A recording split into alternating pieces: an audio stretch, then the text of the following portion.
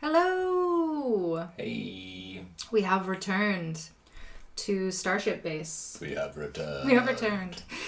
And Synth Friends returns. I only say that because we've gotten kind of a slow start back from the holidays for January, and we haven't been doing like all the regular streams we were doing before. Yeah. But we're gearing up for that, and Synth Friends we have been doing. So We have. feel free to check any back episodes that you missed on our YouTube. We post them there. Unedited, actually. We just kind of share them there. Oh, Easel Cat, welcome in. Hello, hello.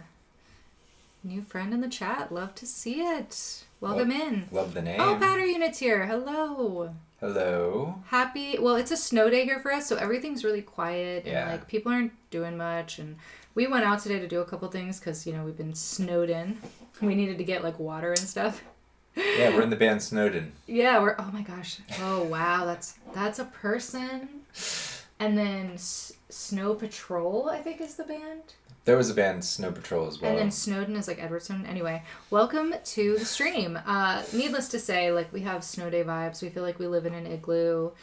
It's very sleepy. It's very cozy. But always with the happy hour wine. Cheers to a new synth friend we're bringing into the chat today. To Red Teeth. Yeah, I know. Stay tuned for the state we're in at the end of the stream. We're drinking a fancy Merlot this evening from California. And our synth friend is from California as well. Hey. So that's my segue. So I'm going to bring our new friend in so that we can all celebrate and welcome him together. And his name is David, and we're going to get him onto the Zoom here. All right, let me pull up all my screens. Okay, David, I'm about to bring you onto the stream. Just getting things set. All right, everybody, let's welcome in David Javelosa. We are live. Let's see. We cannot hear you, though. Hold It's on. actually pronounced Javelosa. Javelosa. Thank you so much. I like totally like had just a brain That's fart okay. in that It moment. always Like, happens. of course it's Javelosa. What am I? Yeah. Okay. Thank you. Unless Well, you're from Eastern Europe, they say Javelosa. which oh, that, yep. Okay. That's what I was doing. Exactly. Well, welcome in from California, from a different time zone. We love to talk about time travel and time and music and all those fun things. So we like to point out that you're in a different time zone, and that makes us feel like time travelers. Absolutely. So our we have some friends here in the chat, and we're getting things warmed up. So I don't have a Twitch account, so I'm not seeing the chat. Okay, friends in the chat, remind me again how I share a link to just the chat, and do you have to be logged in for that? Those are my questions for the chat. I'm gonna wait and see if I get my answer, and then we'll try to help you out. But everyone's just saying hello at this point, so. Okay. Welcome in. Yes, someone's pointing out that California is getting warmer again. Okay, I see some chat there. Oh, yay. Okay. It could be just that it needed to boot up and beam out for you. Okay. Awesome. Yay. All right, so okay. All systems go. I can read chat, I just can't chat. Exactly. That makes sense. That's so funny. Yeah, Twitch is its own world. We've been doing it since last March. Then we took a break, and then we really hit it starting in last August. We've been doing it more consistently. And it's like a whole different experience. And we started as just like watching and trying to understand what is this all about? What is going on? What is going on the screen? What are these buttons? It's super big with gamers, that's for sure. Yeah. But the thing that we've been really excited to find is like, as experimental musicians, so here's my segue. We have played in a lot of different types of groups or performance settings or styles or ways of presenting our music, because it's not necessarily fitting into that box, right? Mm-hmm. And we were curious if Twitch was a space where that like is sort of like a boundless box that we can fit in and play in. Mm-hmm. And it turns out that we were right, and it's just like the gift that keeps on giving. So anyway, that's my spiel about Twitch. It's pretty good. I know that like game streamers use it consistently, and we've used it for the Indicate conference, and it just seems to be something that works for a lot of things. Exactly. What was that? What kind of conference? Indicate. That's the Independent International Game Festival. Oh, cool. Oh, cool. Yeah. So which is something that I've gotten really involved with since I've been teaching. Mm-hmm. Oh, okay, cool. So, go ahead. I was just gonna say, like, maybe we could talk about your journey into music, really, and like. Oh, absolutely. Yeah. Let's just start at the beginning and let's go. Okay, here we go. Buckle in, everybody. Fire up the jets. And for students that might be listening in, they've heard this spiel before, but we love it. Let's do it. Okay, I was born and raised in Silicon Valley. So I was like right there with the whole microprocessor revolution. Mm-hmm. My dad was a Spanish. I'm a first generation native, so my parents were both immigrants, and my dad was a Spanish middle school Spanish teacher, and one of his students was Steve Wozniak. No. Right there in Cupertino, yeah. Wow. So yeah, we have so much to talk about already. I'm gonna lose it. Okay. Okay. So I'm an Apple. Let's just say I'm an Apple guy. Okay. Growing up in San Jose was pretty awesome, besides just, cruising and milkshakes and, the usual teenage stuff. But senior year in high school, a buddy of ours, the summer after senior year, got a job as a night watchman for Nolan Bushnell's Atari. So we used to cruise over there on the midnight shift and play games in the lobby, the early Atari stand-up games. So those are some of the things that would only be happening in Silicon Valley growing up. I started at San Jose State and immediately was drawn to Alan Strange and the synthesizer and all things synthesizer.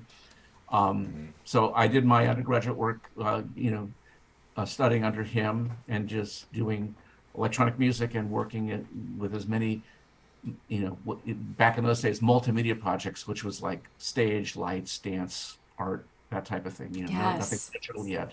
Mm-hmm. However, I did hang out at this music store in Cupertino that had some of the first synthesizers. They had like the first out of the box ARP 2600 and Mini Moog, and I was like, I would go there like almost every other afternoon just to goof around. And the sales guy's like, well, if you're really into this, there's this guy down the corner around the block who's got his own synthesizer company starting up, and you should just go check it out. So I go over and just introduce myself to these two hippie guys in an apartment, and they have like parts all over the kitchen table, and they said, yeah, this is our synthesizer. I'm going, whoa, what is this stuff? Well, it turns out those two guys were Dave Rossum and Scott Wedge, who started Emu. Right. And so I keep going back there as they were building, and they had I got to play with their first Emu modular system. And of course they also, knew I was studying with Alan at San Jose, so they ended up coming over to the school and demoing stuff. And we would get a lot of demo stuff. Alan was working with Don Buchla up in Berkeley, so he brought in the first Music Easel to show us. At the time, we were all using either the Series 100 Buchla modular or the EMS SYNTH AKSs. Yes. Which is what his Our two band favorite things. Yeah, his band was called the I can't even remember what his name was. It was him and his wife, and then from the East Coast it was Frank McCarty and his wife. But then Don joined the band, and they changed the band name to the Music Weasels. Mm-hmm. The Easel Weasels, yeah. Right. Yeah. So that was my undergraduate experience. I did my last year Holy in cow! New York. What can I just say? Yeah, I almost need to like. I need a minute. Like we could just. That's a documentary film. Yeah. I would want to see. On faculty, we also had Lou Harrison, who the microtonal, acoustic performer, composer. I guess he was an acolyte of Harry Partch. Oh, right. Yeah. So there was that side of the things, and then I just took off and went to New York as like this, starry-eyed kid thinking I'm going to go to New York and write electronic music for dance companies. And Oh, so cool! Like Charles that's what I Comer did for my senior year. and Morton. Yeah. Independent contract and worked with a choreographer in New York and videotaped it back in the day in black and white, reel to reel, for my my bachelor's project. Oh, nice. Around what year was that? Just curious.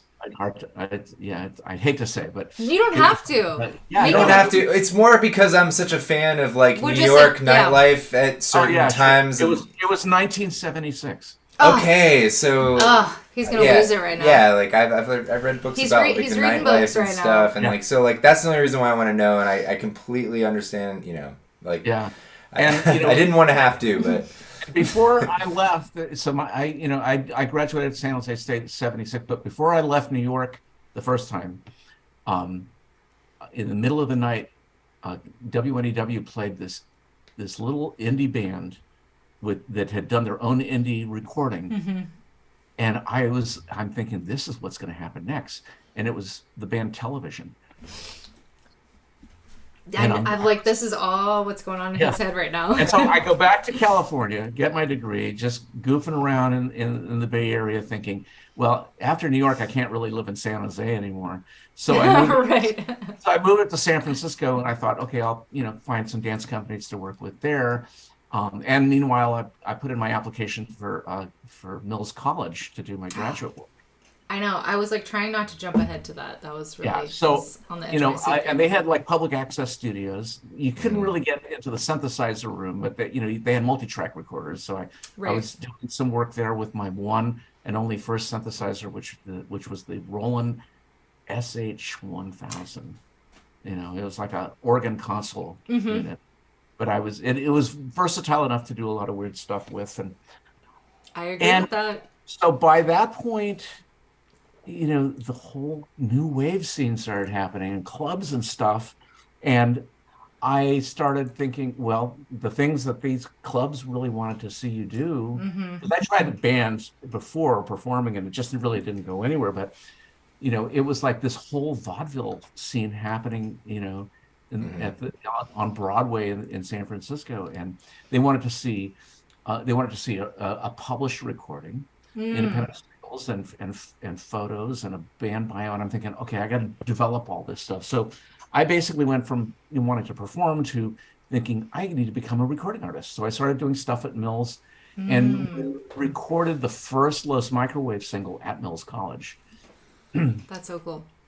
And I met Meg, who was an actress, banjo player, and I says, "Look, with that, you could front a new wave band, no problem." So we started looking for a drummer. We were working with, drum machines and synthesizers, and for me, I always liked that salsa sound, like of multiple percussionists, like the classic salsa bands or Santana, where you have three different percussionists. So we would start to overdub like real drums and drum machines to kind of get like that dancey texture. Yes. Because it was just like funky sequencer sounds, And then so Los Microwaves started, and then we started playing and recording and touring. We did our first independent records in San Francisco, and then later got picked up by an LA label, Posh Boy, which is a punk label, but Robbie Fields from Posh Boy was really into the pop potential for what we were doing. Yeah. Though he claimed that I never got past Dada. He said that sounds like a compliment, though. I could have been a big lounge pop star, but instead I turned to the avant-garde. We can't relate to that at all. But but I knew that I needed to get back to New York with what we were doing, and the scene in New York was just amazing. I mean, all the clubs there and the whole no wave scene. So we, as soon as we could, we basically started. We just kind of like bundled everything into suitcases and did a couple of quick tours to New York, a couple of pop-in fly tours, and then eventually a van tour doing the whole East Coast and the country in between. I think we even played Indiana. Cool. At a certain point. So you really, if you played Indiana, you really did. Yeah, that was the deep U.S. tours. Tour. Yeah. Well, our drummer's parents were living there, so that was a stop. Oh yeah, that makes sense. Might as well, right? We played Champaign, and we played Chicago, of course, and Ann Arbor. But anyway, so the band took up a lot of years, and it's a cloud of memory. Yeah. I mean, to the point where we actually moved to New York in '81, had an agent that had us flying, and the album came out, and things were happening. Yeah. But at the same time, I was producing other bands, because the whole thing of doing the band was producing records to make the band happen. So I was getting gigs producing. Like I produced a band in Seattle. I produced a band in Philadelphia, which became the disco band Book of Love. Real synthy, new wavy dance band. Wow. I produced a German. That's really good to know. Act. What, Book of Love? That you produced a cool groovy disco kind of. Well, that was what was happening. I was like, I was gonna say, what a time to be in that position. Oh yeah, and then I produced this woman, this German woman, Christiane Felscherinov, known as Christiane F. She had a movie made about her, and then she had a disco single that came out, and it's been recently released on vinyl. Wow. So for me, it was like I forgot all of that stuff because I was so focused on the band, Los Microwaves, and I was also doing another band called Baby Buddha with a dear friend of mine that almost was in Los Microwaves, but he was too busy playing, commercial gigs in Hollywood. So by the time he came back to San Francisco, Los Microwaves is a thing. So I said, we'll do what we used to do, jamming on synthesizers and guitars, and that became Baby Buddha, which recorded a dance single that actually was much more received than Los Microwaves, Baby Buddha. And it was a cover song of Tammy Wynette's "Stand By Your Man." Oh, well, there you go. So that was fantastic choice. Yeah, it was recently re-released on 415's compilation, but it was originally on their label. Well, we have some links that I found that we created and put in the chat here for people. Oh, excellent. So your Let's see. website, there's a Bandcamp link there, there's a YouTube link. If there's something specific we want to reference, just feel free. You can throw that in the Zoom chat. Yeah, Okay, and- yeah, that's all good, because That's Dark good. Entries is the label that contacted me almost 10 years ago now, saying, we would really like, we've been watching your stuff on YouTube and we'd really like to re-release it on vinyl. And I'm totally out of the blue. I'm going, sure, Wow. let's make that happen. Uh-huh. But just to cut to the chase, after the band, kind of like ran its course, and I came back to San Francisco. We produced the second Baby Buddha album in San Francisco and we played it with the band for a while. And then I decided to pick up stakes and move to LA, where the recording, community was. Mm-hmm. At which point, and the guitarist Charles and Baby Buddha was there. The rest of those microwaves were left in New York, and then actually they kind of moved back. Half of them moved back to LA. But at that point, I guess I was kind of floundering, thinking, where do I go with this electronic music background? And so I thought grad school. So I applied to my band days were safely behind me, and I applied to CalArts, where the main guy was Morton Subotnick. Oh. You have great timing.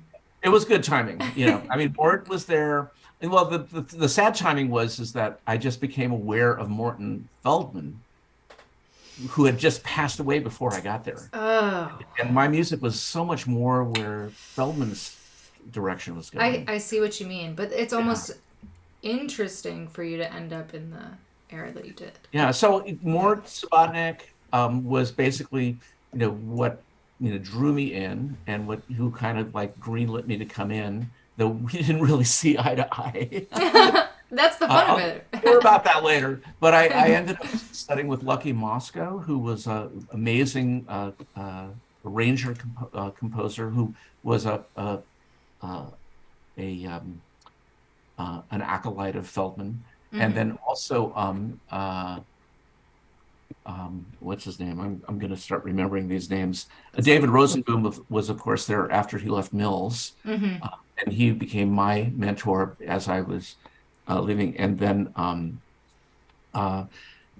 he was the department chair at Yale, and got a Pulitzer for composing before he passed away.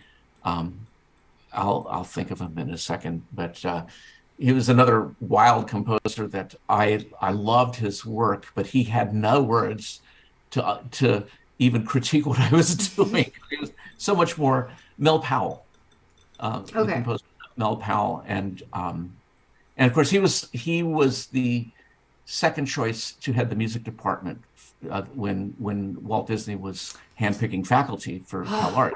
Wow. And his first choice, of course, was John Cage, and Cage didn't have anything to do with Disney. Of course.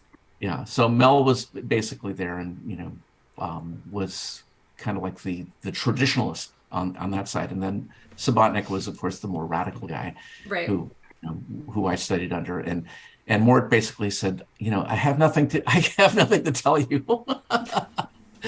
But it was fine because Rosenboom was much more supportive, and Lucky was also open to what I was trying to do. I mean, because I came back late. I came back 13 years later after working in the recording industry, right? And I just wanted to study 20th century composing, because I had kind of missed the transition from the classics to where everyone got serialist and avant. Sure. And then at San Jose I picked up with the whole Fluxus thing, so it's Steve Reich and Terry Riley and you missed the gap there.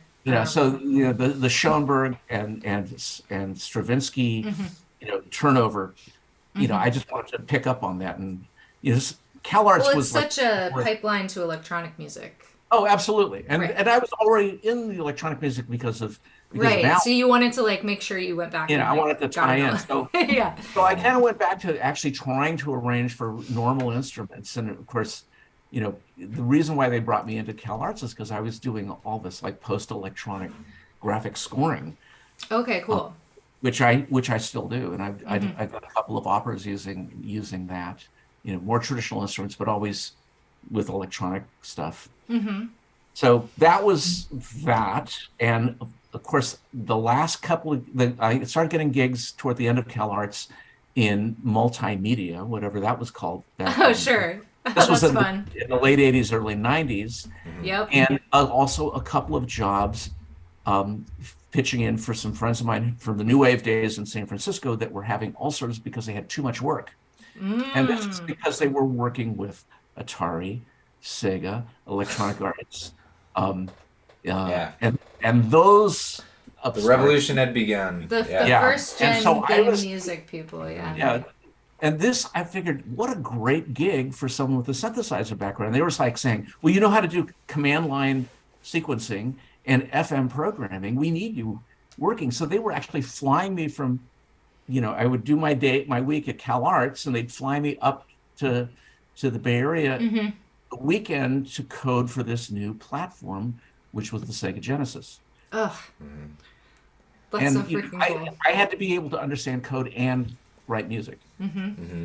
So that was the intersection that took me there, and I was hired directly out of CalArts as soon as I was like on the graduation path. The ink was not even yet for my diploma, and I got hired as an audio director at Sega of America, launching the Sega CD system. So we were still doing a lot of chip tunes for the Yamaha FM chip. But now with the Sega CD and my background I also produced at Voyager, which we were doing like classical music CD-ROMs. So sure. There was streaming audio, and there was like interface with software, like yes. CD-ROMs. We've been talking about that on like here. Yellow Book stuff. Yeah, exactly. Yeah. Yellow Book, Red Book, hybrid. And that's basically what the early CD game machines were, Yellow Book, Red Book. So you had the Red Book audio and playing alongside of a game that had been downloaded into RAM from the Yellow Book side. So you'd still have like these funky pixelated graphics, but then you'd have a CD-ROM, CD audio soundtrack. Yeah. But then we'd sneak in some Yellow Book, really low res samples. And so that was our palette. And then of course, from there on, I left Sega, went freelance, and I was doing early like sample-based music for things like the N64 and what became the Xbox DirectX for Microsoft. And then the last gig I had as a freelance was as industry specialist in what they called a technology evangelist for Yamaha. Cool. And that was their DirectX solutions using XG synthesis for everyone from Sony to Xbox to whatever. And then I got the tap to teach in a multimedia program at Santa Monica College, which is where I've been, since, for the past 20 years. Congratulations. And I told them, listen, multimedia is done. What this program needs to be doing is game development. So I basically slowly turned their multimedia program into a game development program. No way. And that's what we've been doing, to where the past couple of years before what was it before that? I'm so curious. Not to take, I want to, it was like multimedia, multimedia, internet, CD-ROM, whatever. Whatever, just whatever. Okay. Late 90s thing, Okay. It didn't have anything beyond that as a focus. Okay. Not really. I mean, it was a department called Design Technology, which it's still called, and academia moves really slow. Right. But, we ended up getting a new campus a couple of years ago, and I brought in this festival that I had been working off and on with, the Independent International Game Festival. Oh, cool. Yes. Which is like the Sundance of video games. Yes. And that is now, or was up until the pandemic, being held at my campus. So I was able to be the venue liaison with the festival director, and having my office right there. And it was a wonderful festival. I mean, we brought in people from all walks of life, all the major game publishers, and of course my specialty being music and game. I've always focused on game audio and game music and music games that featured interactive music and technology. And then of course we'd program like live music for the Oh, festival. sure. Mhm. Covers all the bases. That's you know, awesome. so in the middle of that is when I start, you know, I get a call from Dark Entries saying, okay, we want to license a couple songs for a couple of compilations. And then what about that album Los Microwaves did? So I contact Poshboy and he says, okay, we'll do a license. That's what the deals were back in the 80s about licensing. So we licensed the first the first Los Microwaves album. And we were going to license the first Baby Buddha album, but the masters were lost. So we licensed the second Baby Buddha album. Aw. And then the stems showed up. So I actually spent time reconstructing the album from multitrack. Whoa. First of all, digitizing from 24 track to Pro Tools, and then time in the studio, re-engineering all the edits, because it was pretty much mixed live as a performance in the studio. So I had to redo all the edits and cuts, and then I shipped it off to Geza X, who's like a major punk rock producer, engineer, and he did the redo on the album, which sounds better than the first version, the first album. Oh, yes. I mean, it sounded just so much better than the original Poshboy release. And then I released it that was actually released on my own label, because at Dark Entries, you know, I had so much stuff. He says, well, you know, I can't re-release all of your stuff.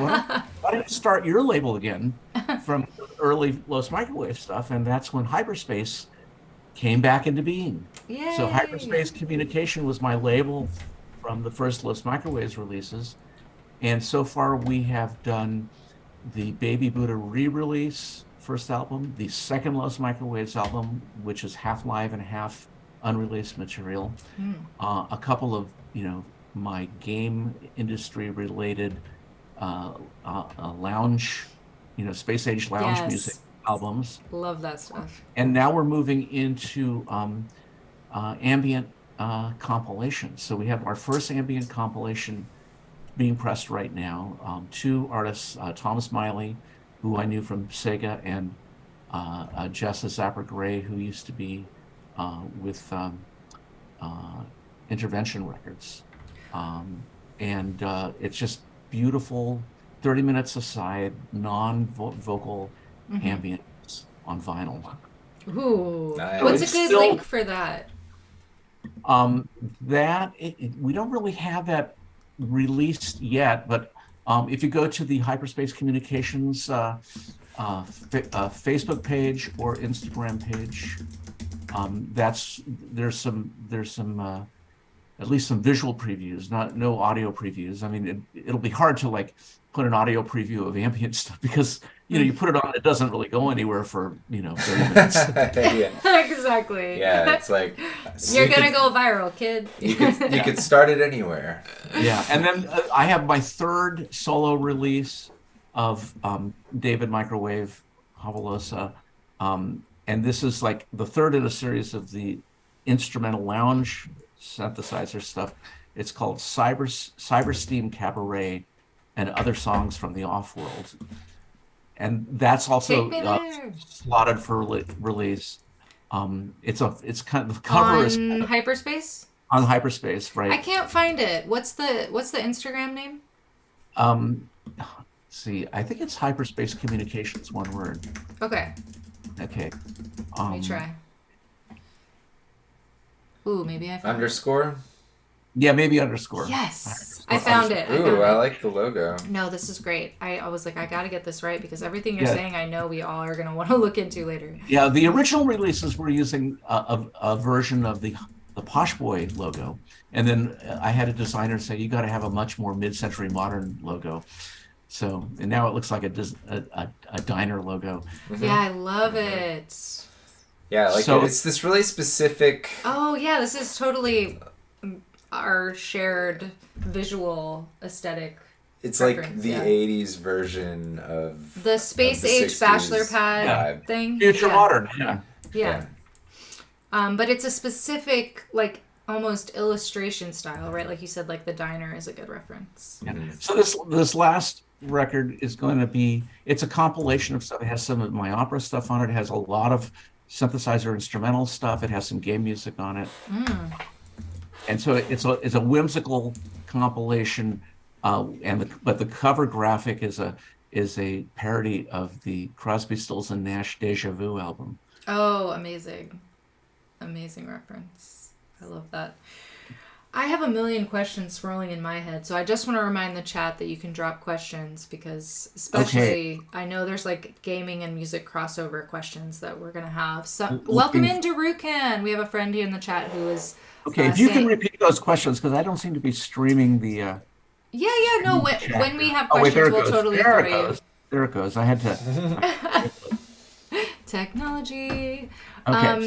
Okay, so you just shoot and yeah. We'll let it flow, but I just wanted to shout out that the Sega CDO is awesome, is what Darukan said, and I agree with that.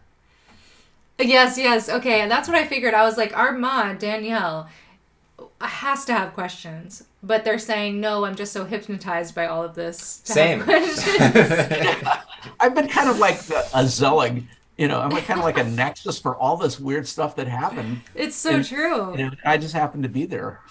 It's literally why, like, I've been like, well, what would we talk about? Well, it's like everything. I don't know. Like, all of it is relevant. All of it. I mean, I launched Los Microwaves had such a series of opportunities. I mean, I had our first single in my hand, and I went to the Mud Club in New York in like early '78. And I run into Andy Warhol.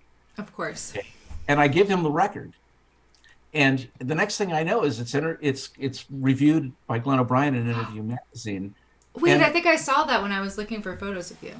And I was sending stuff to Glenn, and we moved to New York, and he does this full page, review of the Baby Buddha album, and then the Los Microwaves album, and then from that point on, everybody starts taking us seriously. That's so freaking cool because obviously, because Interview Magazine is just the coolest. Like, it was pretty amazing. I mean, just being in just tangential to the whole Warhol scene. Exactly. And the Downtown Club 57 scene, which just had like a big reunion exhibition at the Museum of Modern Art. I bet. All the people involved in that. And then you might have seen the release of the Women in Punk book that came out. Oh yeah. Yeah, that covered a lot of great bands, including ours. And I always believed in co-ed bands. That was, for me, it was like, it just seemed like the way of the future to have. Well, that was definitely the scene that you're specifically talking about. And what's the name of the book that you were reading about this recently? The title is not with me at the moment. Darn. That's why I haven't brought it up. Oh, I'm sorry. But shine a light on that. I'll probably like message. You'll just like shout it out 3 days There's a from lot now. of books coming out. I mean, Women in Punk just came out, and that covered scenes all over the country. No, this was like a little bit older book, but yeah. When it was the 415 book came out recently. It was basically covering the 415 label and all the bands that came out of San Francisco. Oh, sure. Yeah, because you have... Oh, man. It's just... It's hard for me to find a point of focus to even ask a question about because I'm just swimming, I'm swimming in the San Francisco and the New York of it all. But I'm feeling the way Danielle is saying in the chat. Like, I've been following your career every step of the way without knowing it. Right? Like, Danielle's like, I have been experiencing your output without knowing it was you, like, my whole life. Yeah, it's like if you have a Sega Genesis, Exactly. or if you had a Sega Genesis. I probably had more people hear my music on the Sega Genesis than any of my released recordings. It has to be. I mean, like, I definitely grew up really sheltered and didn't have gaming systems, but the one thing I found was a friend with a Sega Genesis. Yeah. I composed my first job at Sega as a staff member was composing the boot up sound. Oh, sure. For the Sega CD because the CD attachment had sample playback as well as Redbook, and then the Genesis was an FM chip. So the demo required a piece of music that would incorporate both the FM chip and the sample synthesizer, sync together, which was an engineering feat in itself. But then we had to compose for it, and of course the constraints in game music are like everything is like, micro. We're we're not talking even megs. We're talking not megabytes. We're talking megabits. That's how they looked at game memory. So Yeah. you would have everything done in MIDI, and sample rates down to like 22 kilohertz. Oh no, 11. Less? Oh wow, yeah. I mean that makes sense. Sometimes 8 or even 4. It was crazy. I mean, it was like it was the quality of like a greeting card.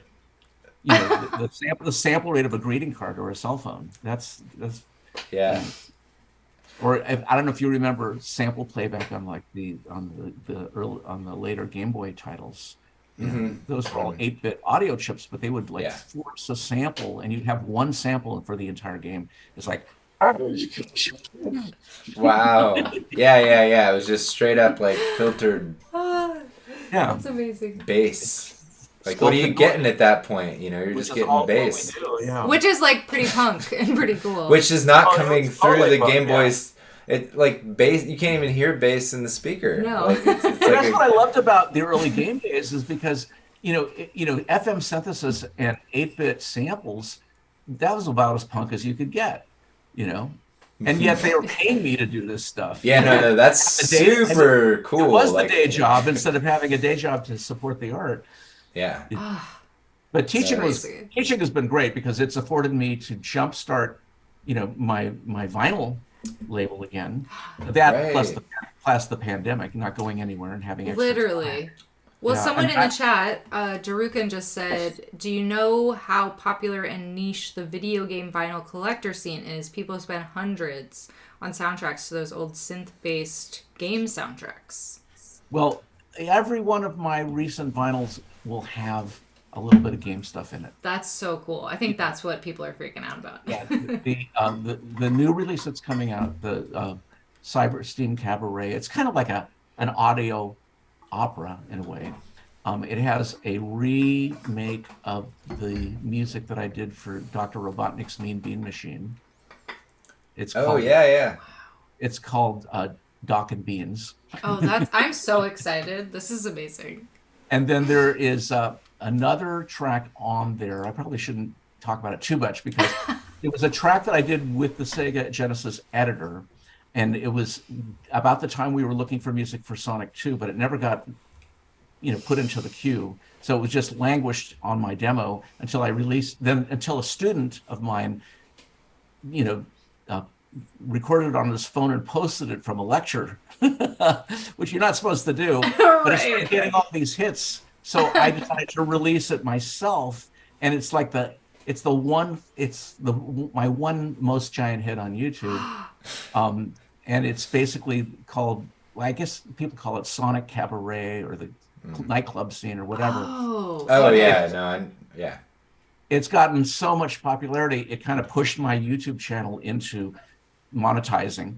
Yeah. And so I am... That's no easy feat. Literally. Undisclosedly releasing it on vinyl on this particular release.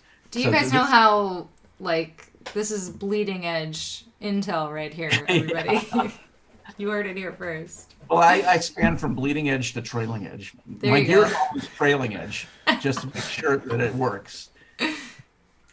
So that's kind of how I got to know, about, I guess you know what I mean? Was through, your Dallas jamming stuff.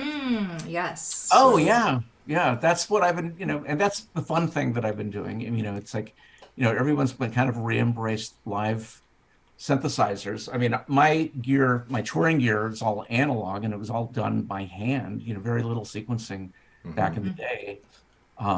These were my sequencers. But we would try and sync things as best we can, and we used a lot of drum machines, and would try to produce them and process them so they sounded a little more live. But since then, I've been, everything's all syncing and MIDI and post MIDI and CV. And my latest fun thing is a CV to MIDI converter. So I can basically use my little CV gear to address all my old MIDI gear. Mm-hmm. Oh, so it's going CV to MIDI. Right. So it's because the common one is going MIDI to CV. I saw your brain turning on that. But this was because my MIDI gear was feeling neglected. So I said, okay, you guys, I'm gonna include you in on the loop, and I would be able to, because at the point, there was one point when everything went digital and MIDI, and I couldn't do any of the weird stuff that I could do with modular.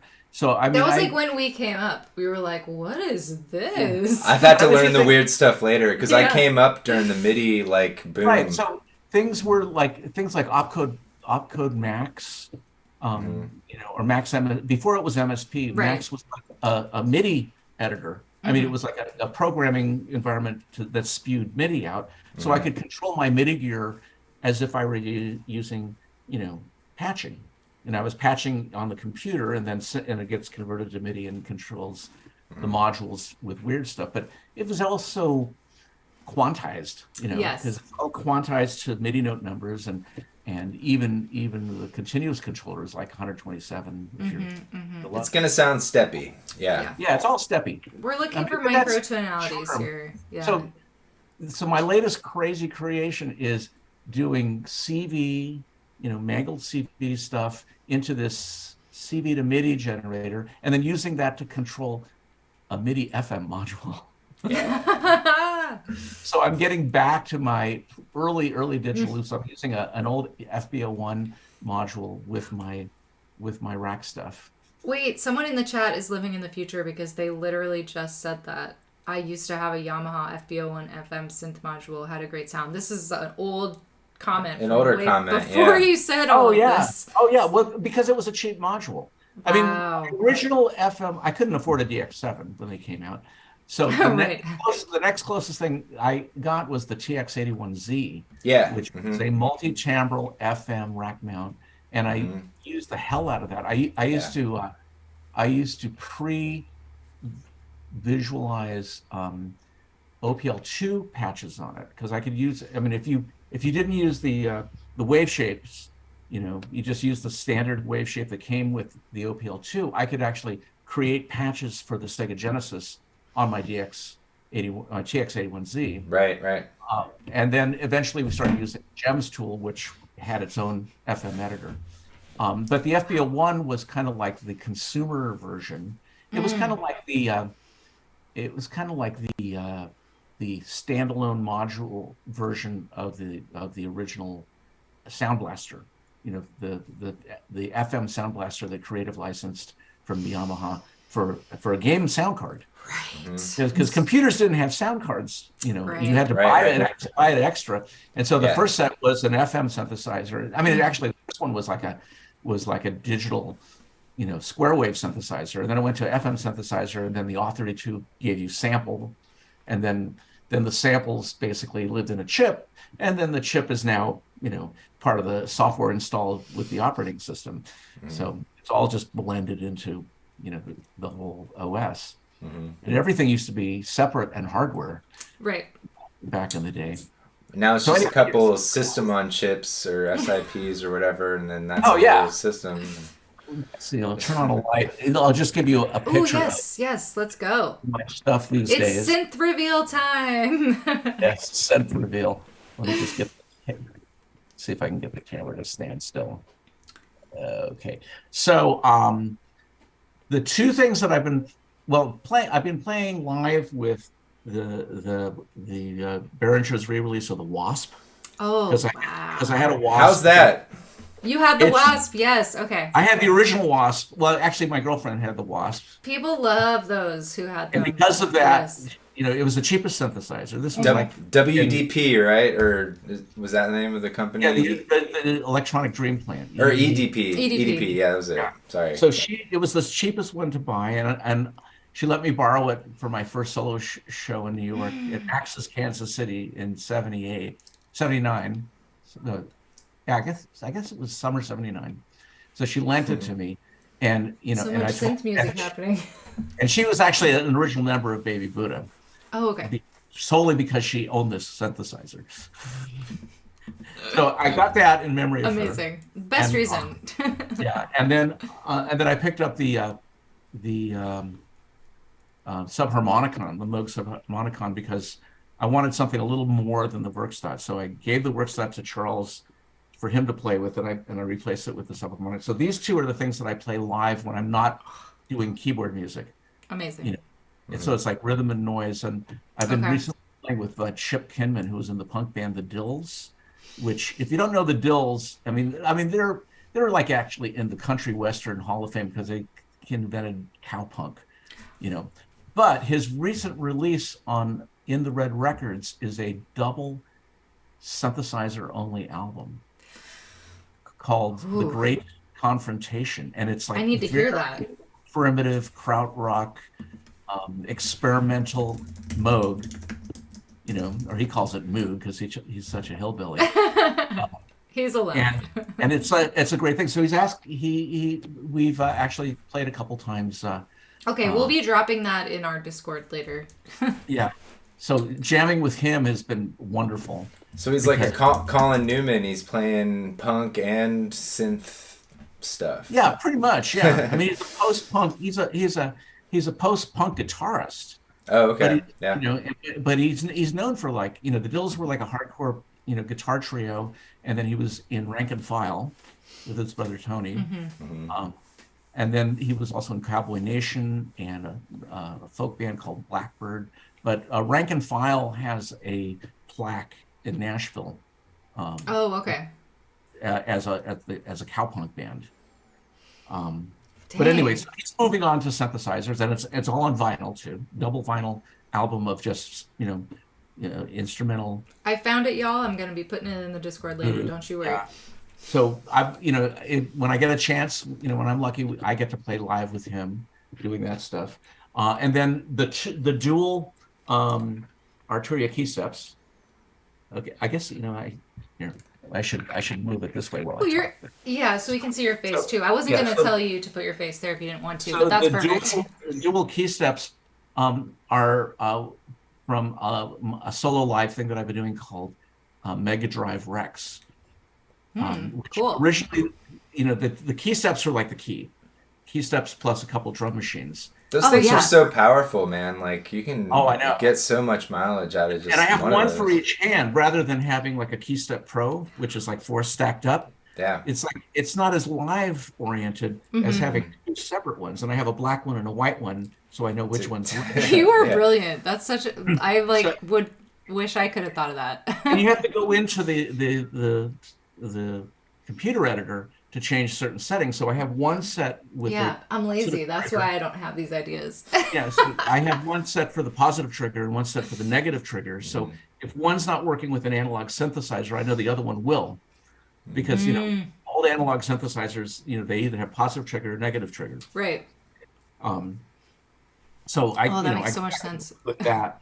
Plus, you know, they have MIDI. And then one of the things I never had, but I always wanted, was an ARP Odyssey. So I ended up getting the ARP Odyssey module. But at the moment I started playing with it, I realized, you know, this is really like a shrunken down 2600. Yeah. Because the 2600 had all these patch points. Yes. But, you know, the Odyssey is just switches. And I talked to Dina Perlman about this, and she said, you're absolutely right. Yeah. You know, her dad said, you know, the 2600 was too, you know, it was just too out there for live music. Yeah. Oh, absolutely. People. So once the Odyssey came out, everyone started using them. Deep Purple and Jethro Tull. I figured even Brian Wilson. It was good enough for them. That was the way to go. So what I did was I had the module, and I'm thinking, how do I prop it up? So I just labored for a year on designing this stand. So the Odyssey. Oh, I saw that. That's what that. Yes. And that's the picture that you had shown. So that's like my kind of like mini ARP nod. And then you know, and then I've been working with the Make Noise No Coast, because I really wanted to kind of get into that Buchla-esque West Coast thing. And so I bought a stand that basically propped it on the desk, but I realized that if you file a little hole for the power supply, you could reverse the stand so it stands upright. And that's how I have that. So that looks like a little mini stand-up modular, like a shrunken down 26. Yes, it does. And then I swore I wasn't going to get into Euro rack, because it's just like, it's Euro rack. It is like a drum. It is Exactly. like a total. I'm still holding strong. Good for you. I mean, it's like my other drug. I was gonna say, does it really count if you're just doing something else similar? Well, But I don't have any space left in that motel either, so space is the other thing. I'm out. I'm out of the game right now. Modules, when it comes to drum machines and stomp boxes, those are modules. Exactly. You're still modular when you're plugging things together. Yeah, It's modular, especially in the studio. Live, absolutely, you can't do as much, but in the studio, you're plugging things together. So that's it right there. I said I won't go into Eurorack until I have a good reason, and this little box down here is the good reason, because what it does is it's a pan mix from Happy Nerding, because it gives me voltage controlled panning. It's utilities. 6 channels of voltage controlled panning, and it optionally mixing. I mean, I have a few modules like my EPS, which will give me like random panning. Mm-hmm. And, that's cool. Otherwise, I'm like completely panning when I'm mixing, and I want to be able to play with space as well. Yeah. So of course I got that, and of course I had to have some sort of a function generator to drive it. So I got a maths. Gotta have a maths. And so those two things were good, except that the box that the guy sold me, and this is Sean from Analog Haven. Oh yeah, I got a story about him. They've just kind of closed up doors. I'm hoping that they reopen somewhere, but they will. They will. Yeah, they were way out in Pomona for years, and then they were in San Diego, which was great for us, but bad for them because of the rents. I was gonna say when we saw them, they were in Pomona. Yeah. No, you're conflating the two. I'm conflating things. The noise bug and Analog Haven was in Analog LA Haven. They were on the west side when I used to meet up with Sean in a taco stand parking lot. Nice. And, yeah. It was like I was doing like analog gear drug deals in a taco stand. That's how I always felt going over there, because it always felt like this clandestine office. I know. We'd be like running errands, and he'd be like, "Just one sec," and he'd like pull off into an alley and be like exchanging modules with someone. I was like, "Why was that happening?" So anyway, he sold me the smallest box that he had, and it still had extra space. Yeah. And I'm sitting there going, "What goes into that extra space?" So I'm thinking, some sort of an effects processor. So I originally got an analog, the Erica Bucket Brigade delay. And then I thought, okay, CB to MIDI. That's what's going to bring. That's the one bridge piece that's going to bring my entire studio back together.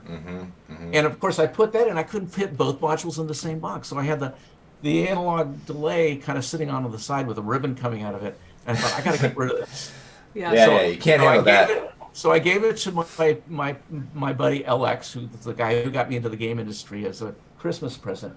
And I bought a 2 HP, which just filled in that last space, voltage controlled reverb. Oh, nice. So now the box is sealed, and I'm not going to touch it. But between voltage controlled panning and voltage controlled reverb, it's space. It controls space. Absolutely. I want to say bravo! Like, you should get an award for the restraint. I mean, all the components are there. Anyone can make these. Ooh, that's a cool idea. Like Eurorack system awards, basically based on different categories. Yeah, based on different categories, like HP. Like smallest, right? Yeah. I feel like that would be too hard to make into categories, but I feel like you would win small box system for effects. Well, yeah. 2 HP is a wonderful company because they make everything into it. In 2 HP things, but the practical thing is that depending on how complex you get, you can't get in there to control it. Really. That's true. What people end up doing is they put spacers in between the modules, which completely defeats the purpose. That's so true. It's like if you got to add 4 HP, add 2. Anyway, that's it. That's all I'm going to talk about. Oh, that's funny. No, that's good. We got our Eurorack in. That's of course, good. behind me, I have my grand piano. Well, that's my heart right there. And sitting on top of it is an Elisa's Ion, which was one of the last polyphonics that they had produced before they went under. Yeah. And this is the polyphonic zone over here. Yeah, it was. Well, I have another studio outside with my live gear set up. Oh, I'll okay. tell you about, and there are pictures of it online. But the Ion is something that I got to replace my old Roland organ strings, because that was like starting to fritz out as we started to go out and do performances with all these new vinyl releases. So we ended up doing Yes. a couple of mini tours with Los Microwaves and with David Microwave and Baby Buddha, since the vinyl's been coming out. That's And my awesome. gear was like falling apart, so I had to find something that was cheap and lightweight to take to a gig. So the We always Ion, talk about this, like what are you willing to take out with you versus what you use at home? yeah, it's a very important point. So the Ion, even though it's a modeling synthesizer, it's a very early modeling synthesizer because it models analog synthesizers. It was kind of the same generation as like the Korg, the mini Korg analog modeler. The MS-2000. The MS-2000, yeah, there's Yep. that one. And then And the Roland JP-8000. right, yeah. I have a Nord G1 modular right here Yeah, that I think yeah, is in that's that great. same. I love So, this thing. This is yeah, like the only very related. synth I Yeah, have very besides related. Buchla. Yeah, but I mean, modeling has gotten very sophisticated. That's not But true. this was kind of like a That's very a lie, early. first of all. I'm I so mean, sorry. what? Where else is another synthesizer? Right here. This is the only Like- synthesizer I have in front of me. Okay, we'll talk about this later. There might be other stuff that I have that I need to refurbish or something, Yeah. but I know. I You don't have bunch like of a whole things other that- room you a can't whole see other of room stuff. full of Okay. stuff, but So Sorry. my studio outside, which was originally my son's room, Oh, uh, okay. that after we moved to Toronto, then we started using it for practicing. It was a practice room, and then after Hyperspace started rebooting, it became half a vinyl warehouse because Right. because we have at least a half a dozen. Actually, well, we have a half a dozen releases out now. We will have 9 releases out as of this year, That's and the 10th amazing. release is in planning right now. That's going to be a double LP ambient compilation with 4 artists. That's so exciting. So I think I grabbed that link. I found the. Did I find that? Yes, I found the Instagram. I put it in the chat, right, guys? Yeah. So the Yes. one that's coming out at the same time as Cybersteam Cabaret is going to be called Next World Sound Volume 1, and that's going to be a 2-sider compilation, ambient compilation, and then for the following year, it's going to be Next World Sound Volume 2, and that'll be a double album with 4 artists. So That's amazing. one side for each artist, 30 minutes of so-called ambient instrumental music. Sure, sure. We got Some the of the quotes. submissions have been a little more than ambient in some cases, but I'm letting it go because it is in the same philosophical direction. So what would be your philosophy around ooh, yeah, your that's a ambient great question. release? Well, music that can and should, ideally be playing at a low volume in the background Okay. and blending in with what you hear. I mean, kind of like what Cage was doing with, 4 minutes 33, and his analogy was, you think of a Calder artwork, a mobile, and it's basically moving around and it's defining space, but half of the sculpture is basically what you see in between the pieces that are moving around. Sure. The location is as part of the piece, and that's I used to do that with the kids. We'd go to a diner and says, okay, while we're waiting for our food, let's play Cage's piece, 4 minute 433. So we'd be just sitting there for 4 minutes listening to the kitchen and people dropping plates and talking, and like people would have like smiles on their face.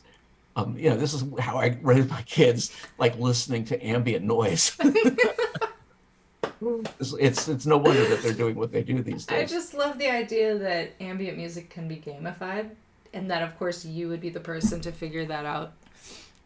To be game, oh yeah, absolutely. Well, I mean, half Cage's stuff are all games. Right. I mean, modern composition and procedural composition and live, improvisational procedural stuff is really, it's so much like game procedure.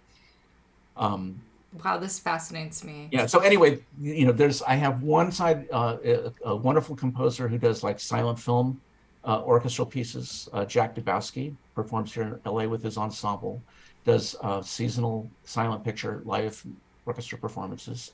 So he's got a side. And then Alex Rudis, who got me to the game industry in San Francisco, he's currently playing and accompanying with Winston Tong of Tuxedo Moon. He's going to be doing a side.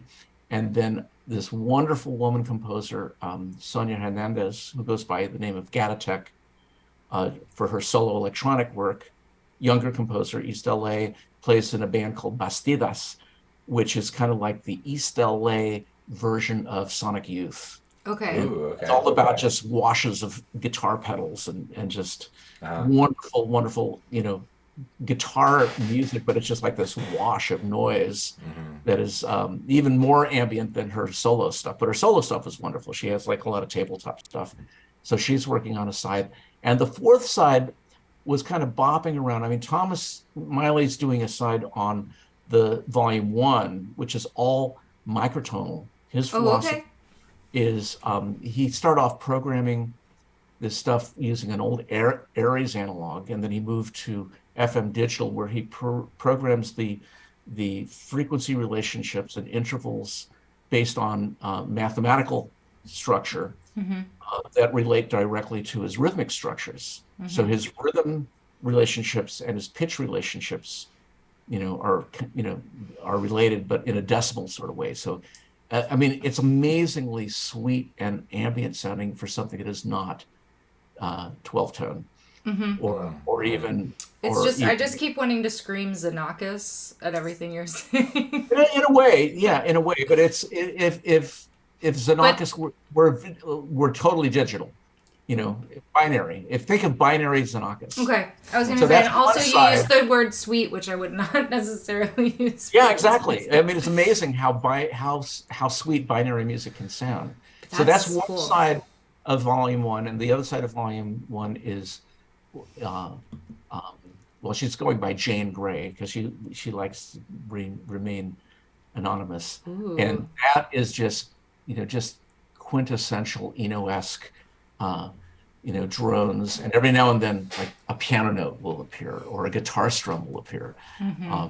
And so that's just 30 minutes of like, and you put it on in the background and you can turn it up or turn it down or just have it mixed with everything else. So that's kind of like where I'm heading with the ambient stuff. That's very cool. That's very like environmental ambient music. Yeah, it's very environmental. Some of it's more environmental, but it depends on what your environment is. Because like I know, right? How do you? Some stuff is very jagged and very post-punk, post-hip hop, beatbox type of stuff. But at the same time, it could also be very environmental. You play it in the background, and you're thinking, was that a car going by, or was that on the recording? Or was that the construction next door? I mean, I love freaking people out with like literally trying to like create or taking an opportunity to juxtapose things that you may expect versus what you're hearing. Like all of a sudden like a police siren comes in, for example. It's like, did that actually happen like in the microphone, or did they actually fly that in like as a sample? Right. And it involves the listener. It makes the listener interact with what you have recorded. Like you're listening to a mix, and all of a sudden you hear what sounds like a dog barking, and it's like, oh, it's coming from over there. It must be outside. And then all of a sudden you notice that the dog barking is panned over here. The panning is what it's happening again. Yeah, and it's happening like, at a different pitch. Yeah, and now it must have been in the recording. I mean, that was the type of stuff that happened at Mills College all the time. You would be watching a concert, and all of a sudden it sounds like the phone's ringing in the corridor outside of the theater. And everyone's kind of like uncomfortable, like, oh, this performance, it's like this mellow performance is being disrupted. And then all of a sudden you notice that the phone's ringing on the other side. and then realize, okay, it's part of the piece. But yeah, I love that type of stuff. I mean, for me, it's like magic. Before I discovered synthesizers in high school, I thought, okay, I was doing music, but I was also performing like magic for kids' parties. as a way to buy my records. So for me, synthesizers and electronic music is like magic. Yes. Okay, I love this. This is and rare. you know what they say, when we deal with aliens and fantasy, sci-fi stuff. Yeah, we have. Magic yes. Take us merely, there. magic is merely technology we don't understand yet. Exactly. Yeah. It's Which the Corel, brings, right? Should we exactly jump in? exactly. Let's go there because I was at a concert at CalArts after leaving Sega, coming back to LA, working freelance, to see a couple of friends who had pieces, some alumni that had pieces on, and I ran into Alex Shapiro, who she's been head of like the American Composer Lyricist Society in LA and around. Wonderful composer, academic composer, and she was, she introduced me to this older woman. She goes, "Oh, David, do you know BB?" And I'm going, "Oh my God, BB Barron." And she was at the concert, and I think, "Oh, I fall down on my knees. I am not worthy." And I said, we started talking. I said, I used to play the Forbidden Planet soundtrack in the studios at Sega on top of drum loops because it had such a funky vibe. Heck yeah. And she says, "Oh, that's wonderful. Maybe we should do something together." And I'm going, "Oh my God." So I invited her to my studio at the time, and I started to play her stuff that I had been working on. I had taken snippets of Forbidden Planet, and at the time I was working in Acid, which was pre when it was Sonic Foundry. And I was putting it to drum loops, and I was just cutting Forbidden Planet loops to drum loops in Acid, and she was blown away. She was like saying, when we did this stuff, we didn't even have synthesizers. Right. Her and Lewis were like creating these circuits, and they'd turn the recorder on before they would burn out. And so we had a wonderful afternoon, and she says, "You totally have my blessing on this stuff." And she was giving me some pointers. Like, "That's a good one. I remember that." And it was just a wonderful morning, just drinking tea and work and playing stuff on my computer with BB and talking about this stuff. But she also got into the business things of it and saying how up to that point she still had to mail checks to I guess it was MGM, because their deal with the soundtrack was they got paid, but it was all owned by the movie studio, and for them to have a release on music meant there was music that had to go back to the movie studio. So she, and she started working with this guy Norman something or other from Crescendo Records. They were doing the original release on CD, which is when I got it, and then I also ended up with a vinyl version. I was gonna say this must all be related to that re-release, right? Yeah, but before she passed away, she was still having to mail checks as a result of accounting for their sales of the soundtrack. Until toward the end, she was saying, "I had just heard that the attorney who was in charge of this account passed away." And so, I think you could just release it and, not tell anybody about it. So the uncompleted albums material is on one of my web pages. If you go to javelosa.com under performances, you'll find the tracks at MP3 of Return to Forbidden Planet. I've seen that on your site. I didn't know that was that. R2FP, and I haven't completed the album since she passed away, but I do plan on getting around to it and maybe releasing it on vinyl for as long as Hyperspace keeps re-releasing. And it's basically it's the disco mix of Return to Forbidden Planet. Heck yeah! I mean, we're I'm gonna pass out. Yeah, this is the pass out. Where's my smelling salts? I've been saving myself for the time that I'm gonna be like, "Oh my gosh, you've killed me with that story." And, well, see, I'm at that point now. As people pass away, there's less and less care. See, unless you're making more money with their stuff than they are, they're not going to complain about it. They're not going to come after your piece of the pie. Right. So, my game stuff. The furthering of the crime against humanity that I think is them not getting credit for making this score.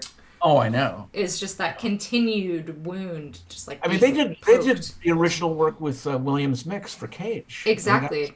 I mean, that was where they got their start. And I know, I love that you both have this LA, New York tie as well. Definitely. Yeah. Mm-hmm. Oh, when I was studying with Alan Strange, we would do joint new music ensemble with the jazz department, and we actually put on a performance that Alan called "Yes We Can, John," because he had written John Cage about doing a live version of Williams Mix, and Williams Mix was just a series of, it was a collage piece, yeah. Edits, and it was basically defined by the shapes of how you cut the tape. Right. And Alan which was done in BB and Louie's studio in New York. Right. But Cage said, "Oh, you can't do that live because it's about these shapes." And Alan goes, "Yes, we can, John," because he had basically created this Buchla patch that could replicate all the envelope shapes using control voltages and VCAs. Mm-hmm. So, the patch was "Yes, we can, John," and then the content were two other pieces. It was a Kegel string quartet amplified and a Stockhausen piece using live, shortwave radio and instruments. Oh, okay. So we had three pieces happening at the same time. That's wild. We had Williams Mix, Stockhausen's piece, and the Kegel string quartet all being mixed into this VCA patch to do Williams Mix live simultaneously. And this must have been, I'm going to say maybe 1974, 75. That must have sounded killer. I would like to take our time machine to that concert. I would love to go back to San Jose State and see if there's an archive recording of that. So that's like definitely on my heart heavy, is like what you were talking about, is as people pass away, there's less care for the archive. And we're just like, if there's any way we can contribute to like just the carrying on of this. Yeah, well, there's the archive, and then there's the industry's ownership type of thing. Well, there's that too. Right. It's like Sega would love to get residuals for every piece of game music that gets re-released on somebody else's label. Sure. There is a Sonic remix that is done under license with Sega of America or Sega of Japan. Mm-hmm. But stuff that I did technically was work for hire because I was an employee. Exactly. But it was never released, so it kind of falls back. I mean, I have catalogs of stuff that I've done in the game industry because you get maybe 60% of what you work on gets released, and everything else that you've done just gets put into a bin somewhere. Mm-hmm. I mean, I've worked on stuff for I did a big composition job for Inkscape's Tales from the Crypt CD-ROM game that was totally canned. It was a big HBO release, and all this. Go figure. Yeah, and it just sat into a can when Inkscape went under. Mm-hmm. But I have stuff, and I plan. I can re-release it anytime I want. I mean, that's cool. Yeah, Don't make me Crypt Keeper laugh. I got the Crypt Keeper. I was in the studio with that guy, re-recording fresh tracks. Lines for the game with the original Crypt Keeper. He's actually a pretty young voiceover guy. He just had that character down. Yeah. So we did a lot of that voice recording, but I cloned a lot of Danny Elfman's music for the game because using original composers for a game that's based on a license is an extra license. You got to pay. Right. So I would work on games. I worked on Jurassic Park, Tales from the Crypt, Pocahontas, Blues Brothers, and all the music had to be completely redone because we didn't have the composer clearance. So that's what game composers do. They clone movie composers so the game kind of sounds like the movie. Right. But in the early days, it was even more of a challenge because we had to make it on a 16-bit. Yeah. Exactly. or whatever. Pocahontas was crazy. Doing Pocahontas music on a Genesis chip. It was nuts. I think I have some weird dreamy memories of that sound from my childhood. The 8-bit version of music that I was obsessed with from the movies, but from the and now people love the 8-bit version of everything. 8-bit version of everything. it's like the new texture, like I hear it in dance mixes and, everyone throws, Absolutely. Little fanfares and themes. Yeah, it's that combination of like the texture, but also the nostalgia. It's like Yeah. that little earworm in your subconscious that's like, wait, I know what this is, but I don't know why. Mm-hmm. But Yeah. it's been a weird, all I can say is, it's been a weird career. Yeah, Not that I feel like I was that I'm gonna coming say. to an end, but We don't want to I, say that. I constantly have like these self-image crises, these issues like, do I think of myself as, a new wave synth punker or a game composer?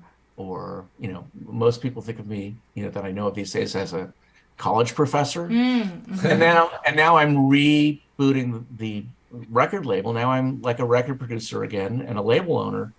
And as I come to my retirement, you know, options, Mm-hmm. I'm thinking, owning a record label is a pretty cool thing as a Yeah, I was retirement. gonna say, I think we're just like turning the page, starting a new chapter in this life Yeah. of I mean, one of the sort of other a. crazy things that I did um, in during my teaching career with extra time and extra money, besides getting into rebooted synthesizers, re-released synthesizers, and then doing my record label, I became an amateur formation skydiver. And Oh yes, I I was wanted actually to. going to ask you We have about to your do this. hobbies, so you beat me to the Yeah. chase. and so as a result, once I got a GoPro, I most of my composition ended up as skydiving soundtrack. So there's a section, there's a playlist on my YouTube channel that it's all about skydiving, and all those skydiving videos have my original. I have as much original Dallas jamming on my skydiving videos. So if you There want we to hear go. more, That's the source. That's where it's all at. Yes. How is skydiving? it's wonderful. I mean, the biggest, just like, I mean, I relate it to Eurorack. The biggest danger is the addiction. Oh, Oh, okay. okay, because Wow. it's like on my personal list of things I want to do. It's Like, not for everybody, but but everyone he should do it doesn't want to once. do it, so we're kind of Yeah, in this negotiation right now. So yeah. trying to figure that Everyone out. should do it once. Everyone should Okay, do it once. okay, I'm okay. not confirmed not doing it. I'm like terrified of the idea of it. Let's I just just say think that like the much. most recent thing we You should watched be where terrified people. about the addiction Oh my gosh, that's because that's crazy. the sinkhole. Um, Gotcha. There's a when reason in Point when Break. I That have an they're- addictive personality, so I yeah, probably would get addicted to it. when the pandemic happened, that's when I decided I was going to give it a break. And then all of a sudden, I had all this extra money. Right. I and then I sold my gear because it times out, and that's the other Mm-hmm. expensive part is you have to constantly keep your gear in shape. Yes. You have to stay current to Mm-hmm. maintain your certification, Mm-hmm. and it's just endless money, endless money, endless money. Mm-hmm. I stopped skydiving. I had extra money. The pandemic hit. I had a student trip to Europe that got canceled. I got my deposit back. So between all my skydiving money and this European money, it's like, holy cow, I can complete this album, and I can even press it myself.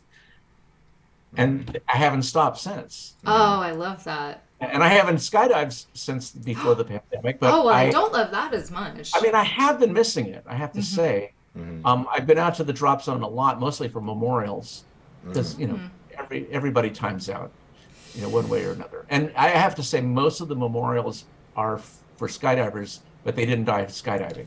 Right. Okay, thank you for clarifying that for I mean, everybody who people might be die from interested. people die from heart attacks and cancer and all Right. sorts of stuff. Mm-hmm. They just happen to be skydivers. They just happen to be skydivers, not happen to The be skydiving. recognized ones get the cherished ash dive, and that's the one thing that's amazing, where your friends do a formation dive and release your ashes in free fall, and it's so amazing and breathtaking because you can see it from the ground. Wow. It's like this Wow. plume of white. Well, this tie that we have with skydiving. So we recently became very interested in professional surfing. It's like our new favorite thing. Oh, very similar, very similar. And one of our favorite surf movies that we watched is Point Break, and Oh, yeah. and the skydiving is like one of the main plot Right. points. Surfing in and jumping. Yeah, it's so important to the plot. You can do a Point Break day here in Yes. LA. You could ski first thing in the morning. You could do a skydive for lunch and then head out to the beach and surf in the afternoon. All in one Wow. day in Los Angeles. That's true. Yeah. I've been to all those places, but not done those things while there. So I know that that's true. Yeah, I feel like I have said that to people before as because we were super high on being in LA when we were there. We were like, that hasn't really changed, but yeah, we were like, telling everybody that they need to be out there. We were like the enemy in a sense because like we were like, man, it's so great out here. Well, I had a synthesizer first with one of my first skydiving goals, and that was to skydive at Burning Man, which is that big festival that happens. Well, yes. I didn't know they did skydiving there, though. Oh, yeah. No, there's a camp called Burning Sky. Oh. And we have a plane for the whole week, and we skydive as kind of like demo jumps. We skydive with like these banners. So you see these formation. Yes. But my thing was to skydive with a live synthesizer. So I had these two little smoky eagles attached to my ankles, wired into my jumpsuit, with the first chord K oscillator. And so I'm programming the K oscillator as the plane's climbing to altitude. And then I put it into loop mode, playing out of the speakers in my ankles. And then I jump into a formation. And then, of course, you can't hear a thing in free fall. Right. But once I, tracked away from the formation, deployed, and we've deployed high at Burning Man so you can see the playa under canopy, and then I could hear it playing once I was under canopy. And then when I landed, people couldn't hear me from, coming in, but once I landed, people could hear me, and they were like saying, "Are you playing that for people?" And so it's only you guys, because you were here where I landed and you could actually hear it. So it was a very exclusive performance. But that was my one goal. One of the That's very Stockhausen of you. That was one of the things that I really wanted to do, skydiving for, was so I could jump at Burning Man. I ended up doing it 2 more years in a row. Holy cow. Just because it was such an amazing thing. And I think that some of my best electronic music is on the Burning Man footage. So it's like Burning Man skydive with a GoPro with electronic. So that video that you took of that has that music that was happening. It's all there. So the film of it worked out, but I think the live experience of it was a little bit different. Yeah, I think the video is called "My Life with the Burning Sky," and that's on your YouTube, right? Yeah, on the YouTube channel. Amazing. "My Life with the Burning Sky." I love this. Okay, people are definitely. Yeah, so my other skydiving goal was to get to 1,000 jumps. Mm-hmm. So I made it to just under 1,100 before it finished. That is a lot. It is. Everything's relative. But I guess I've never counted how many times I've done anything, so I don't know how to calibrate that, but it sounds like a lot. But I have a friend who just celebrated their 9,000th jump. Oh, okay. And there are people that have had much more, like, close to 15 to 20,000 jumps. But they're instructors and professionals, Okay. So that's the difference of perspective. They'll do 5 jumps a day, 7 days a week. Mm-hmm. Mm-hmm. I have to say, skydive with SYNTH friends, yeah. I know, I love that image of us like doing these interviews, but we're skydiving while someone's doing a K oscillator patch. Incredible. But it's another drug. It's pure adrenaline. You can definitely ruin your life. You end up living on the drop zone, packing for other people and sleeping in a tent. No. Just so you can skydive. Oh, okay. I'll keep that in mind as I inch towards that obsession. Yeah, I mean, it's like the ski bum lifestyle. Okay. I don't know if there's a synth bum lifestyle. I don't know. I think that there is going to be now. Being a studio denizen, or working at NAMM or whatever. Once Behringer stuff starts working its way to the thrift shops, exactly. Yeah, it'll hit that point. That's where Los Microwaves got to start. We got our first bass in a pawn shop. Yeah. Exactly. And I bought my first synthesizer, which was a 3-year-old model for as an organ accessory. But like you say, trailing edge. Trailing edge technology is the best because it's what you do with it. Trailing edge technology, exactly. Yeah, I mean that's how like techno and house for instance, started. This little box over here, the Electro-Harmonix 8-step, it was a sequencer for one of their pedals, which was kind of like a Moogerfoger clone. Oh, okay. But it was a standalone sequencer, and voltage is voltage. Right. Yeah. So I bought it to sequence the voltage-controlled bandpass filter on the microbrute, the Arturia microbrute. So a microbrute plus the 8-step was less than buying a Moogerfoger MIDI Murph. There you go. And I had a synthesizer.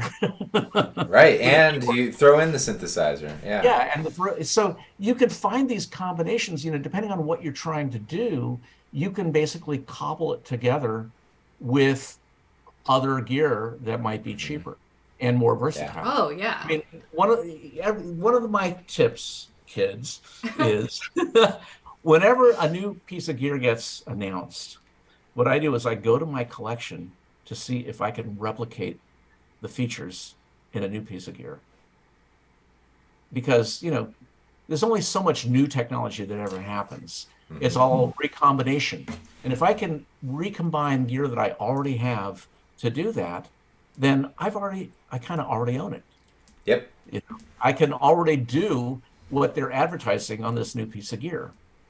I agree. And of course, if it doesn't, I do the best I can to build my own. I was going to say, you also have to be a genius like you are to know what to do to make it work if you can. Well, I have to say, I've stood on the shoulder of giants. I mean, between Mort Subotnick and Alan Strange and Dave Rossum and all these guys that were there. You're like Mount Olympus. of analog synthesis, it is just a matter of, the spirit and the mentality and philosophy of modular. It's basically, what you have to embrace as a religion. It's like you can make almost anything you want by combining things.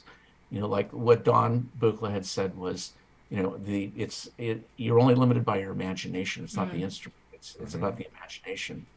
And just finding something like a cheap Casio and plugging it into something that, like a used wah-wah pedal that has a short in it so it feeds back. Like, have you read my autobiography that I haven't written yet? That was literally what I did. Like the Make Noise Strega, it's a delay feedback loop. Yeah. And you can create, if you've had the training that you've given your kids to understand that everything is music. Right, exactly. Everything around you is creating sound and rhythm and melody if you really listen. Yeah. Then yes, I agree with that.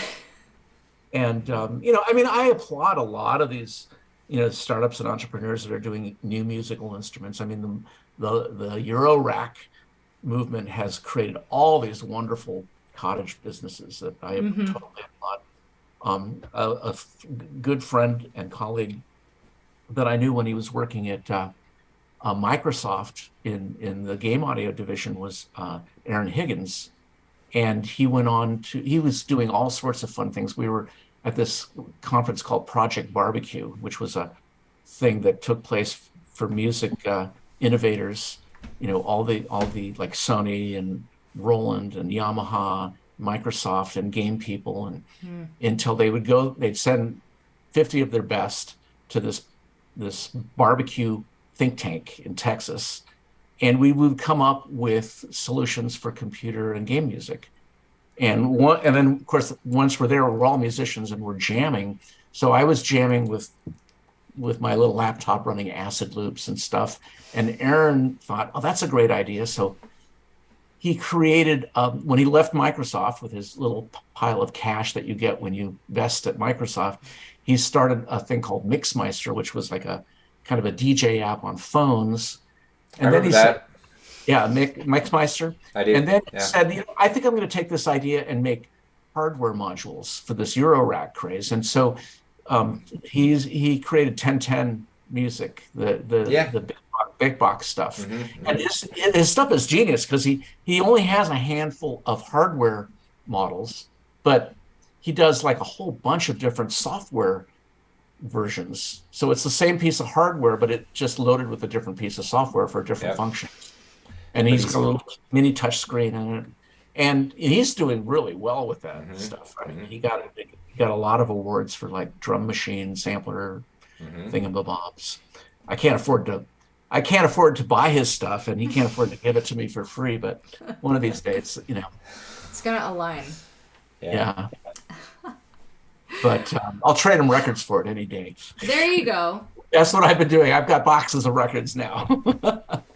And your record it's just wonderful. The blue and red double LP, which I had to hip you guys that it was at 45 because you knew it was at 45, but I wonder how many people we knew, but no one else.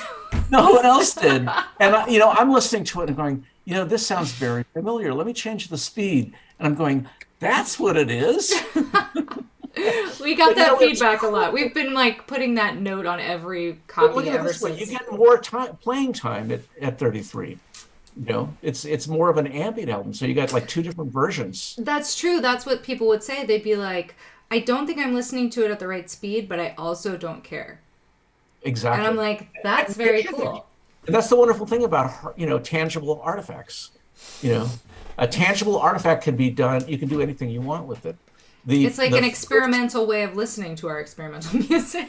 Well, our first Baby Buddhist single, the disco version of Stand By Your Man, had, we were really into like dub mixes in those days. So we had like the A side, which was like a 3-minute radio cut. And then we had the B side, which was like this 8 to 10 minute, dub mix where we're punching things in and out.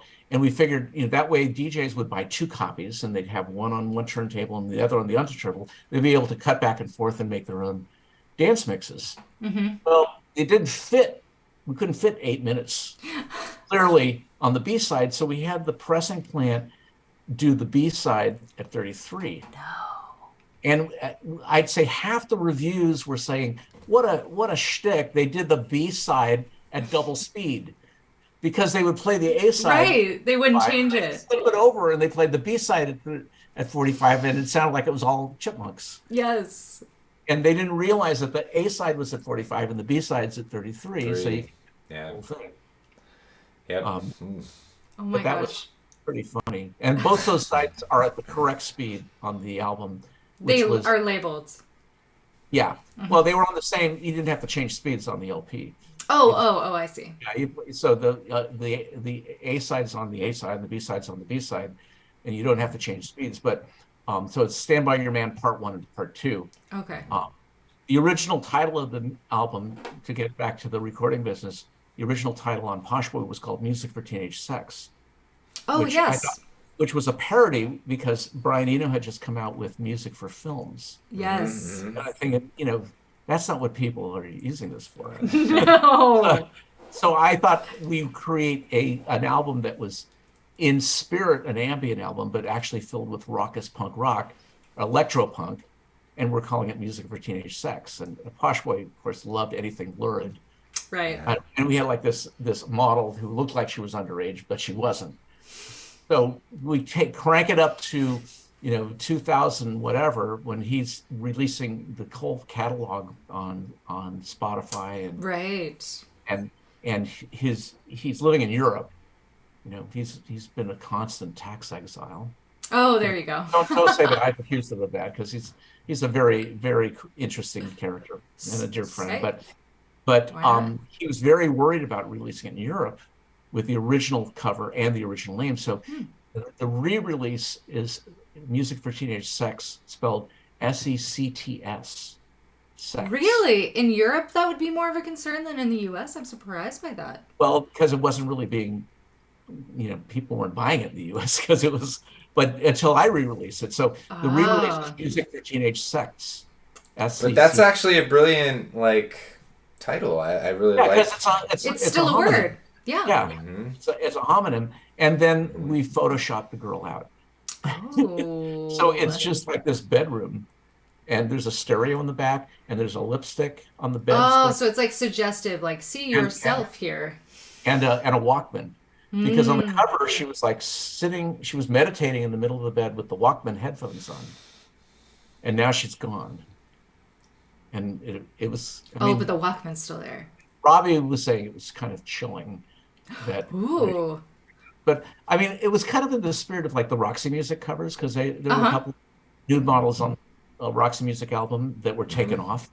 It was just, all of a sudden, it was just like some pine trees in the background. Right. That's the fun of like going on Discogs and finding like all the different versions. Yeah. I mean, there's been a lot of American releases where, you know, like the Beatles, you know, exactly the first ones with the chopped up babies and right. And Meat.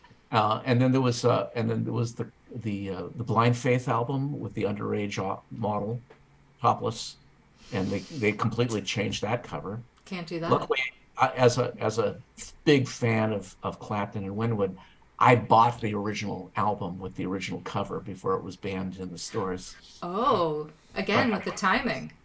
Yeah, it's kind of crazy how timing is everything, kids.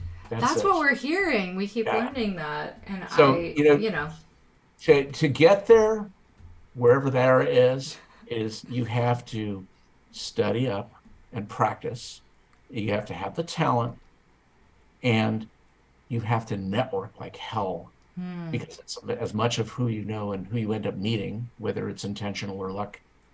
And then the timing, the opportunity, and any opportunity that pops up, you got to jump on it, you know, because I jump on things because I think it's a fun idea. I've always been just motivated by what's fun and what seemed to be, you know, the stylish thing to do. I can tell. I mean, it shows in sort of your journey. I mean, you know, I would just, you know, like running into Andy Warhol at the Mud Club. And it's funny because I ran into him in Grand Central Station once.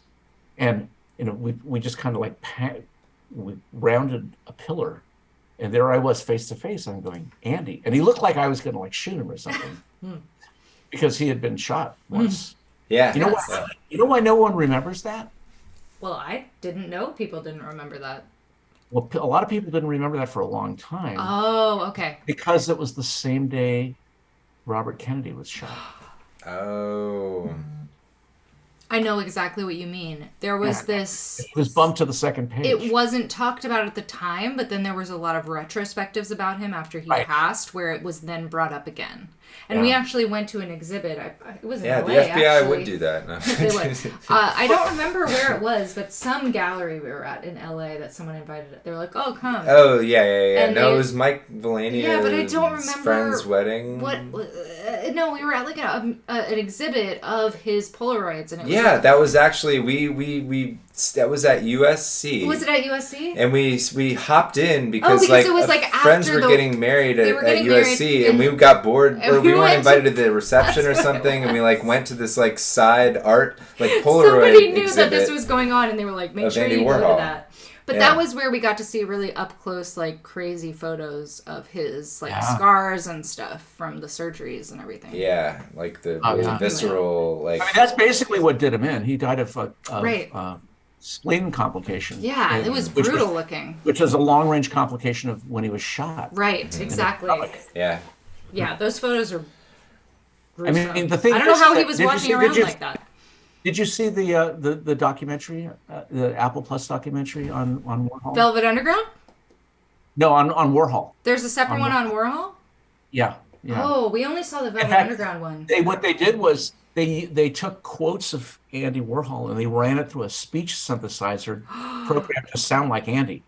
They did that to Anthony Bourdain too. I didn't know they did an Andy Warhol one. Oh, this is news to me. I'll have to add that to my list. But it's got so many cool people. Like Kenny Sharp is in it because Kenny was like one of the younger things. Kenny and Keith Haring and Rodney Greenblatt. They were like the young street artists and Jean-Michel Basquiat. Yes. And we saw an exhibit when we were in New York that was a lot of the photography of those people, like from the factory. Well, Kenny's here in LA, and he paints people's cars, which is awesome to see. But he gets shows and exhibits everywhere. That's cool. And Jean-Michel, I knew he was in a band when we were playing in New York. So when I did my interview piece with Glenn O'Brien, it was me and Glenn and Ado, the photographer, and Jean-Michel, and we're all like smoking pot in Ado's loft. And then Jean-Michel, he was like kind of struggling between the band and the painting stuff. And then I never heard from him until he was dead. And then I realized he painted all this stuff. And the next thing I knew, I'm in Barcelona, and there's like this whole exhibit in like the National Gallery, of Basquiat. And I'm getting, what did I miss here? It's like, that must have been really weird. All these brushes with fame, and people just kind of show up later. And absolutely part of the scene. Oh my goodness. So the whole downtown Club 57, I mean, Ann Magnuson was like part of that scene. Her work with Bongwater, the band, and she's been in countless movies and performance pieces. I see her, the kind of like the Club 57 crowd that lives in LA. They kind of get together. That's awesome. And I've been distributing Alexa Hunter's album. She's in a band called Disturbed Furniture. They're also featured in the Women in Puck book. Oh, okay, cool. So that's that link that we shared earlier. Let me see. It's been a minute. Okay. Yeah, that has a Kenny Scharf cover too, by the way, that album. I love all the threads and how everything ties together. I just keep thinking how retro-futuristic you are. Because, like, you have, like, your past is still alive in your, like, future. My further past is more alive than my recent past. Yeah, that's what I'm hearing. It's so cool. My past is my soon-to-be future. And, I mean, I'm almost at the point where I'm thinking, maybe I should live in Palm Springs where you have all that cool architecture. I had never been there before a couple of years ago. Really? Yeah. I went out to Palm Springs for the first time, and I'm thinking, look at this architecture. No wonder why people love this place. It's literally our favorite place on the planet. Yeah, we love it. We've been times. It's not even real. I just don't even understand. It's where the whole gay Castro scene in San Francisco moved. Because it's like just thump disco on a Saturday night. Exactly. I mean, that's what was happening in San Francisco during the punk scene. Right.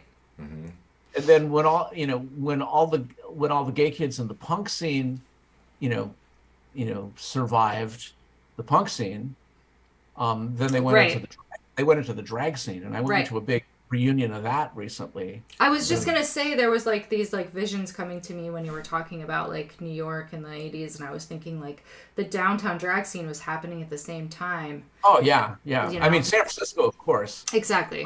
But New York had its own slice. And it was extremely like performance art, avant-garde, like the mixing of like people who were doing like punk music and drag.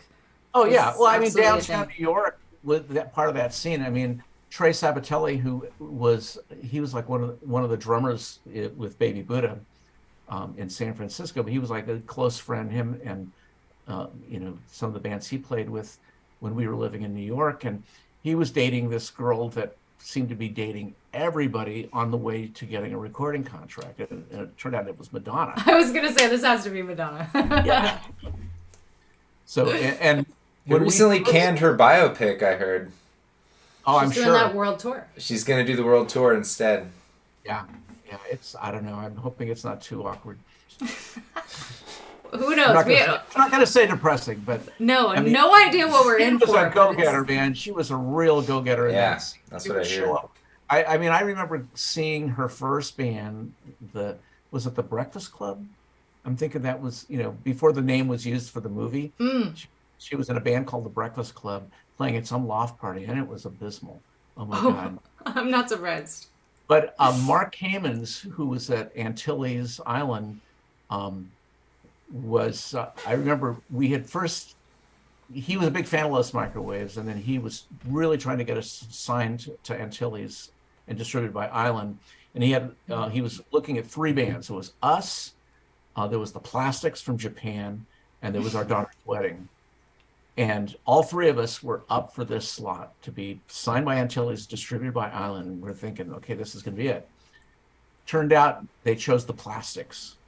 And they're an interesting band, but they only broke one radio station in the U.S.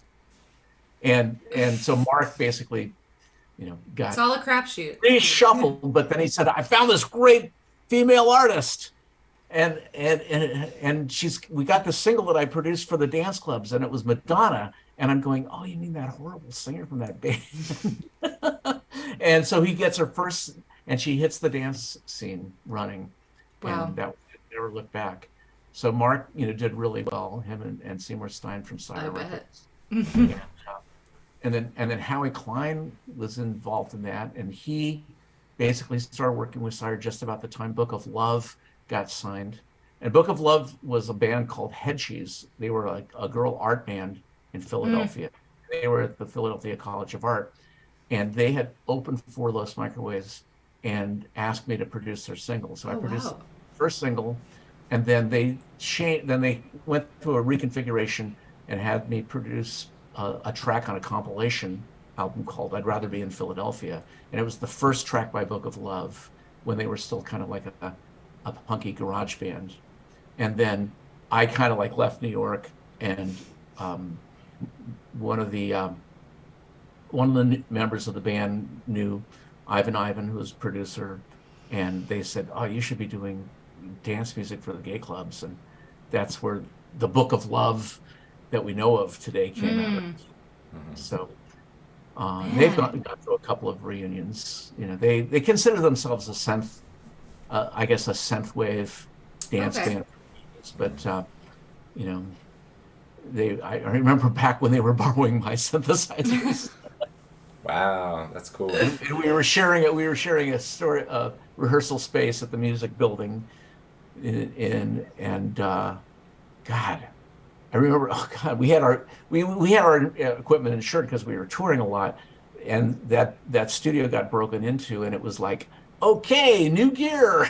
We cash it on the insurance. Yes. Yeah, we get new gear, and then we at one point we were going to rent a studio from Lee Ronaldo from Sonic Youth, and that would have been an interesting thing, sharing a studio with them. Because I was a much bigger fan of Sonic Youth. I mean, that transition of Velvet Underground to like the no wave scene, like Mars, DNA, and then later day Sonic Youth, and then to that. To that tradition, I would add Bastidas from LA, current day. So that there's a very logical connection to that stream of, I believe it. We, our first Andy album. Warhol produced. Right. Our first album we recorded in a studio in East LA. Oh, really? That's the one, the Blue album? Yes, with us on the cover. Yeah, we recorded that in a studio in East LA, so we were seeing kind of like the new romantic makeup. I love that. Yes, exactly. Bands were coming through. You were way ahead of your time. I feel that way. It was weird. We were living in a bubble because we were recording at this like punk studio in East LA, and was it like Kim Deal was there doing some recordings? Kim Deal from the Breeders? Yeah. Oh yeah. Yeah, so we were like in this East LA like punk scene, but we're doing our album because our friend ran the studio. Yeah, it was like a dual space that was and he was recording punk bands, like that was his world. A lot world. of punk bands, yeah, like for quite a while. So she was like smoking a cigarette outside when we were like bringing in our synths, and like we had like a vibraphone player and. Yeah, vibraphone player and a drummer. Like psych music and. I would run into more people in rehearsal studios and recording studios than I would at clubs. Exactly. Oh yeah, it's a much better environment, I would say, to interact have with people, that kind of an interaction anyway. It's like once you're not dealing with audience. Right. Exactly, and it's very much like just assumed that like, oh, okay, yeah, like it's safe to talk to these people because they're also in the industry. And it sounds gatekeepery, but it's true. Well, the best is when you're all mutual fans. Right. That's exactly. I started going back to my old habit of actually going to record stores to sell directly in LA. Yes. And there was this one guy at Record Surplus who was going, "Oh, I'm a big fan." And I'm saying, oh, I love it. He says, yeah, I was I was a kid in Texas when Los Microwaves came through, and then I later find out it was Ronnie Barnett, who was the bass player from the Muffs, the Kids in America. Yes. The punk. Oh, of course he's a fan. Right. And I'm going, holy cow, I loved you guys. Well, that makes a lot more sense then. and unfortunately, their lead singer guitarist Kim Shattuck passed away horribly from ALS. Right. So, but he's he is just such a wonderful guy. I mean, it's and I was just such an awe. And here he is, buying my records at Record Surplus, as a day gig. But better that than leave the music industry. Yeah, we're everywhere, right? Like there's every side of it. You're gonna run into those people over and over again. I love it. It's that retrofuturism again. Gosh, I want to thank you so much for sharing so much of your story with us here, because I know there's so much more to talk about. I know, that's the thing. It's I think we need to have another session here where we get into some other things, because we have so much more we want to talk about, but this really lays the groundwork for everybody here that's watching and everyone who's going to watch the replay to really understand why we're even talking, right? How we met and why you're here. I feel like we barely scratched the surface on Exactly. This is episode 1 of whatever this series is going to become. But I mean, you guys championing tape music, I think is just the best. Because talk about an idiosyncratic format. I know. I mean, I have my 3340 in the closet, which I've been using to digitize, old student tracks and demo tracks, and now I produced this one thing where I dumped digital stuff to the reel-to-reel to bring it back in, only to realize that the files were different sizes because the tape speed varies. Yep. It's a completely different thing. You basically just made it a completely different being by putting it back in. Yeah. So I'm thinking about doing that with the fourth side of this upcoming double ambient. I can't wait to hear about the results of this experiment that you're going to do on this, if you go with it or not. It was a dual Dallas jam for almost 30 minutes that I'm thinking of bathing it in tape compression and bringing it back and then pressing it to vinyl. Yes, we approve. We approve. The beauty is taking everything that has been digitally done and then just warming it up on vinyl. Yes. I mean, But if you can hit tape first, that's even better. Tape is even better. And as many translations as you can get away with, I'd say all the better. I mean, dump it to cassette and then back to digital and then to vinyl. But, for right now, Hyperspace has been and will always be a vinyl release only label. Okay, everybody, you heard it. Even though Posh Boy has released our stuff on cassette back in the day, and is now only doing non-physical, as he puts it. Okay. He says, "Oh, you Posh Boy." He goes, "I don't do physical anymore. You're on your own with that." That's amazing. I'll let you keep the residuals. You'll need them. But Dark Entries has done, I think, some of our stuff on CD as well. Okay. I mean, who knows? I mean, vinyl may fall on its face. It's kind of hitting a crest. And only 50% of vinyl owners have turntables. No, you did not just say that. That is not real. That is not real. It's merchandise. It's merchandise, kids. Collect them all. I mean, that's what I felt about the tape movement personally. I feel probably 75% of cassette buyers don't have cassette players. Except maybe in their used car. Maybe. Maybe. In my day, they had tape players in a used car, but I don't know anymore. Yeah, that's not happening much. That hurts my heart to hear that statistic. Okay, those cars are in the junkyard. That's going to the Discord as well as the conversation about 50% of vinyl owners having turntables. All you consumer electronic manufacturers out there, bring back hybrid players that'll do cassette and vinyl. Nobody's making new heads. That's the problem. Exactly. I've actually had some time. But the playback devices I have that I bought recently, they all have USB out. Exactly. Yeah. So keep that. That's okay. It's okay. We want it all. We love that. Yeah, we love keep the digital in there. Don't take that away. You're saying that head manufacturers are not doing. Oh yeah, there's nobody making a modern head. Yeah, someone needs to reconfigure that. I remember agree. when I first met Laurie Anderson, she would put tape heads on a violin, Mm-hmm. and she would put recording tape on her bow Yep. and bow the tape loop. That's so cool. Oh, Yeah, we've got to scratch do an it. episode on Yeah. Laurie Anderson. That's got to happen. And she put a tape head on a door and tape and then glue tape on the floor and then move the door back and forth. Yeah. That's so cool. Scrubbing the tape, scratching. Yes. Yeah. Yes. Wicka. Yes. Yeah. That's incredible. Cool. Yeah. So we, in all of our like studies of early electronic music, we kept finding these instances of uses of tape in places where even the most academic mathematic people, right, at some point they were bringing in some tape elements. So we were like, I think there's something magical to this tape stuff that everybody knows but doesn't want to admit. It's the magnetism. I agree. We are drawn to the magnetism. Like physically, yeah. I think so. The little particles of charges. Mm-hmm. Maybe we should bring back like wire and cable recorders. Yeah. I mean, I think some people would be down for that. Very like the industrial scene. You know? I would say yes, the analog industrial scene. Although everything I've read about that is like most people ended up losing a limb. Mark Pauline from Survival Research. It's like Mr. He actually had toes grafted back onto his hands so he could actually have more digits. What?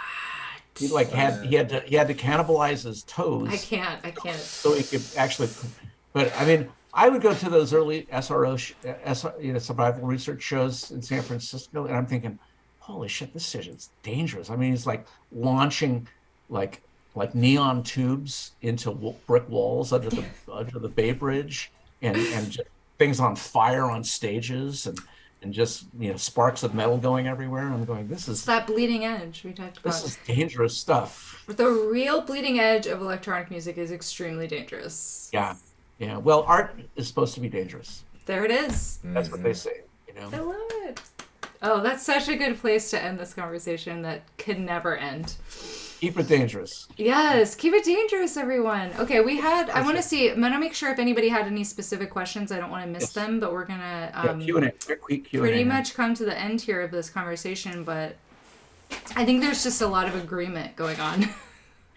A lot of like, whoa, really agreement. Who's got a burning question? Yeah, if there's any burning questions, we're definitely taking them. But I think mostly we're just seeing people say we could do a whole nother episode where we just talk about the earlier Sega stuff. I have a question. Things like that. Sure. It seems like. Did you? This is like Jacqueline is. I have a hard time imagining you not rolling your eyes when I say this. I don't know why I'm part of this. But okay. Have you ever messed around with trackers? Oh, trackers! I know a lot of people were into the track. Yeah, the track. You mean like the old Atari Amiga? Mm-hmm. I mean the Amiga. Yes, exactly. Well, because I know that they were big in game music. Yeah, and LX Rudis was a big tracker guy because he actually worked on the Amiga before it was released with R.J. Reynolds, who was the engineer with the Atari Lynx and the Amiga and the 3DO. But the Amiga actually had the first multi-track digital audio scene, and I remember, back in what we called the demo scene, where people would create stuff on floppy disks, and it was like, how much art could you put on a floppy disk? What? So you could do tracker music because it was basically loops of samples. Small file. It was a mod file, really, that you could. That with some animation, and these were basically what people used as demos to get jobs with game companies. Yeah. Like if you can put a full piece of music or animation on a single floppy, then you could probably squeeze it into a game ROM. That's so cool. So the tracker scene. There's a composer in London named Andrew Lemon. Look that up. Okay. Andrew Lemon was a game composer back in the day, and he's the king of trackers. He still does all of his modern compositions on trackers.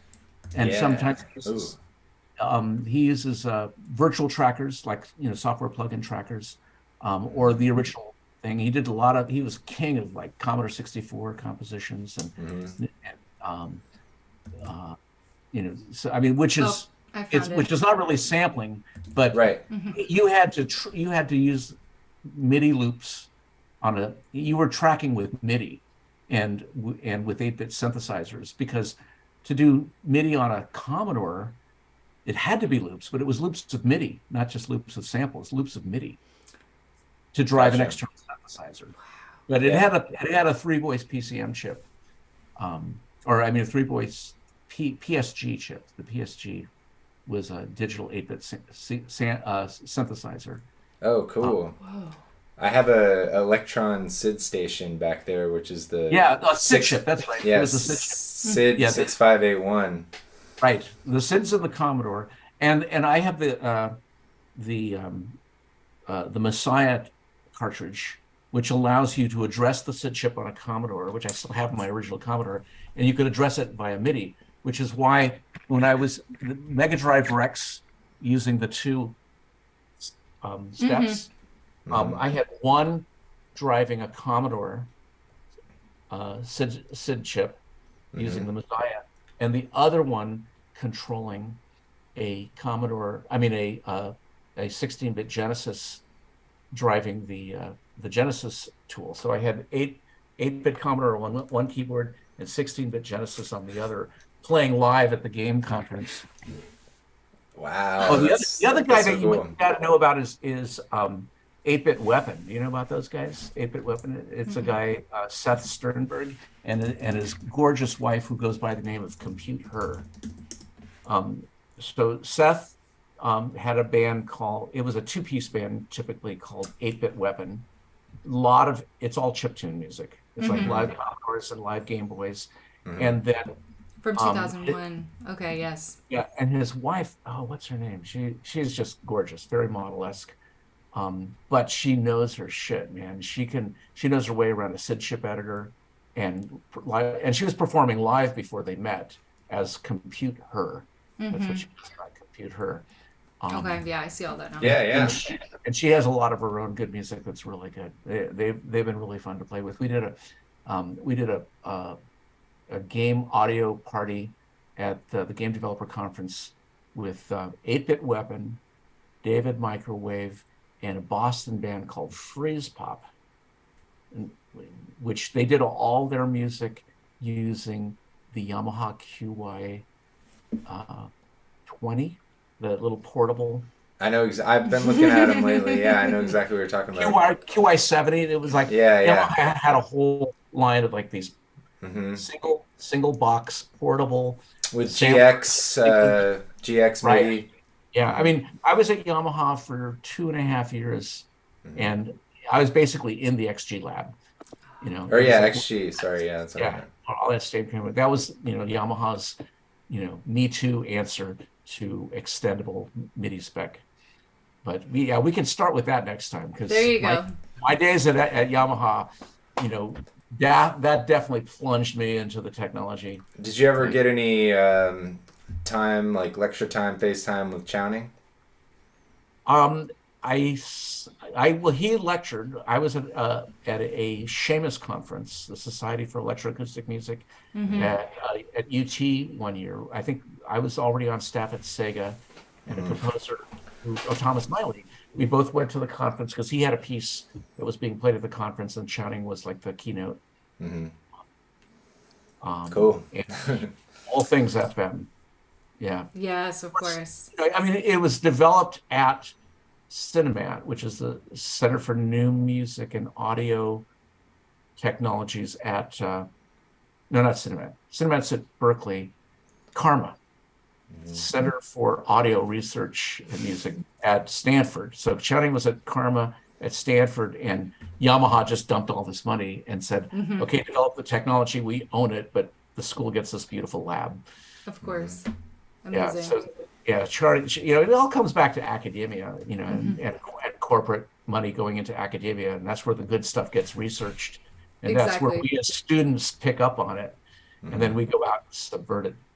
That's exactly right. Like the punks we are. Exactly. Okay, we have a question here about, we'll have this be our last question. Okay. Did you ever meet Genesis P. Orridge or anyone from the Psychic TV or Throbbing Gristle groups? I wish I did. I wish I did. We got a stumper. I love it. Yeah, I love their stuff. I was immersed in their stuff, but we never crossed paths. I did see, not Genesis, but who was the woman? Cozy. Yes. I saw her art show at the Contemporary Theater in LA, and she had a whole art show that she had done, which was very, very awesome and pornographic. Yeah. But that was her.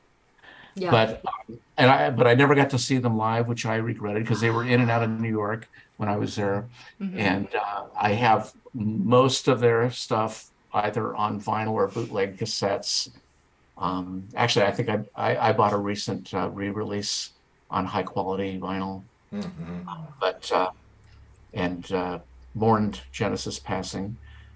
But God, what innovators! Such amazing innovators. That's Absolutely. where we should be. I want to see a generation of those kids again. Right?